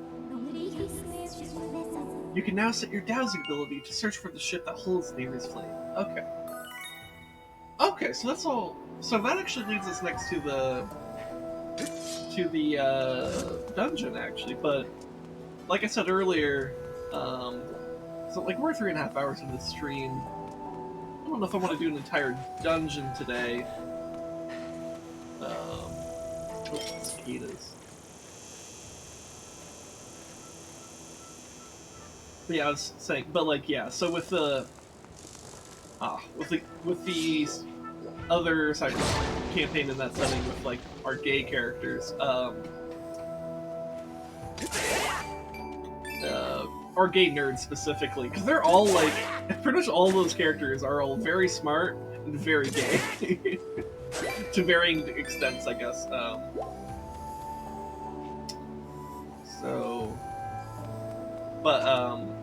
So I think that campaign will probably have to lean more into like, I guess, problem solving, puzzles, and investigation, I guess. It'd probably be a good way to try to find a way to like differentiate between the different types of intellect that we have going on. Because we have like arcane intellect going on, robotics and like electronic understanding going on, and then like we've got some medical knowledge with one of JoJo's characters. We just got a whole mix of stuff. And I think from a design perspective, I think leaning into that is gonna have to be something you do. But that's not gonna happen for a while at this rate. Anyways,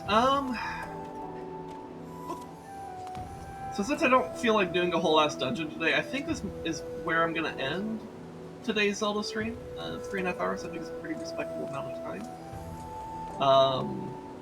So I'll go ahead and save here, if I can just target the statue.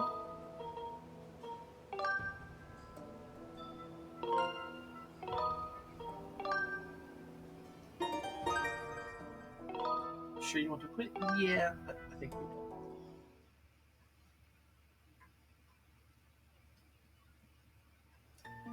Alright, so here, let me go ahead and just set these up here. So I want to thank everyone for coming by today. Really appreciate all the support for this Skyward Sunday. I hope you had a lot of fun hanging out with me, hearing me talk about some nerd shit with ResDog and Ocelot and all that stuff, and just with some people in chat. So come by on Tuesday for Together Tuesday with ResDog. We'll be doing some more Borderlands, the pre-sequel. We're getting close to the end of the game. I don't know if we'll beat it this week, but we'll get close. And then maybe we'll do some stuff with the FinTubers.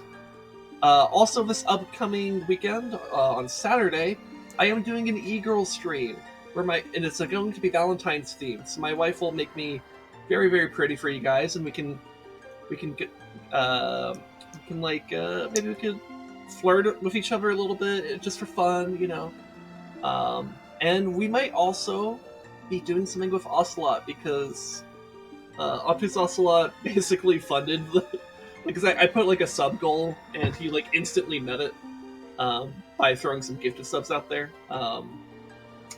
So yeah, we'll have we might be doing something special with him. He and I need to coordinate that in the meantime. I will be making an official announcement on Twitter either like Tuesday afternoon / evening after we've recorded Together Tuesday, or it will be like on Wednesday. One of those 2 days is when you should see that pop up. But yeah, that's kind of what's coming up on this channel. But in the meantime, I hope you guys really enjoy yourselves, take care of yourselves, and make sure to remember that you guys are deserving of love too. And as my shirt says, have no fear, for fear is the mind killer. Anyways, let's take these good vibes and stuff to... Ooh, I have two options. Do I send them to Red or do I send them to Destiny? I've been sending you guys a lot to Destiny, though. So maybe I'll send you guys to Red? Yeah, let me roll on it. So high will be Red, low will be Destiny. That didn't really roll. That kind of just like slid. Let me do that again. Okay, that was a much better roll. And we got 18. That is a very high roll. Alright, so we're gonna go for Little Lady Red then. So go give her some good vibes and love, and you're allowed to be a little bit chaotic in her streams. She's a bit of a gremlin, so... Red. And and also, her audience is intended for mature... Her channel is intended for mature audiences, so bear that in mind. With all that said, go give her my love, and I'll see you guys next time. Bye-bye!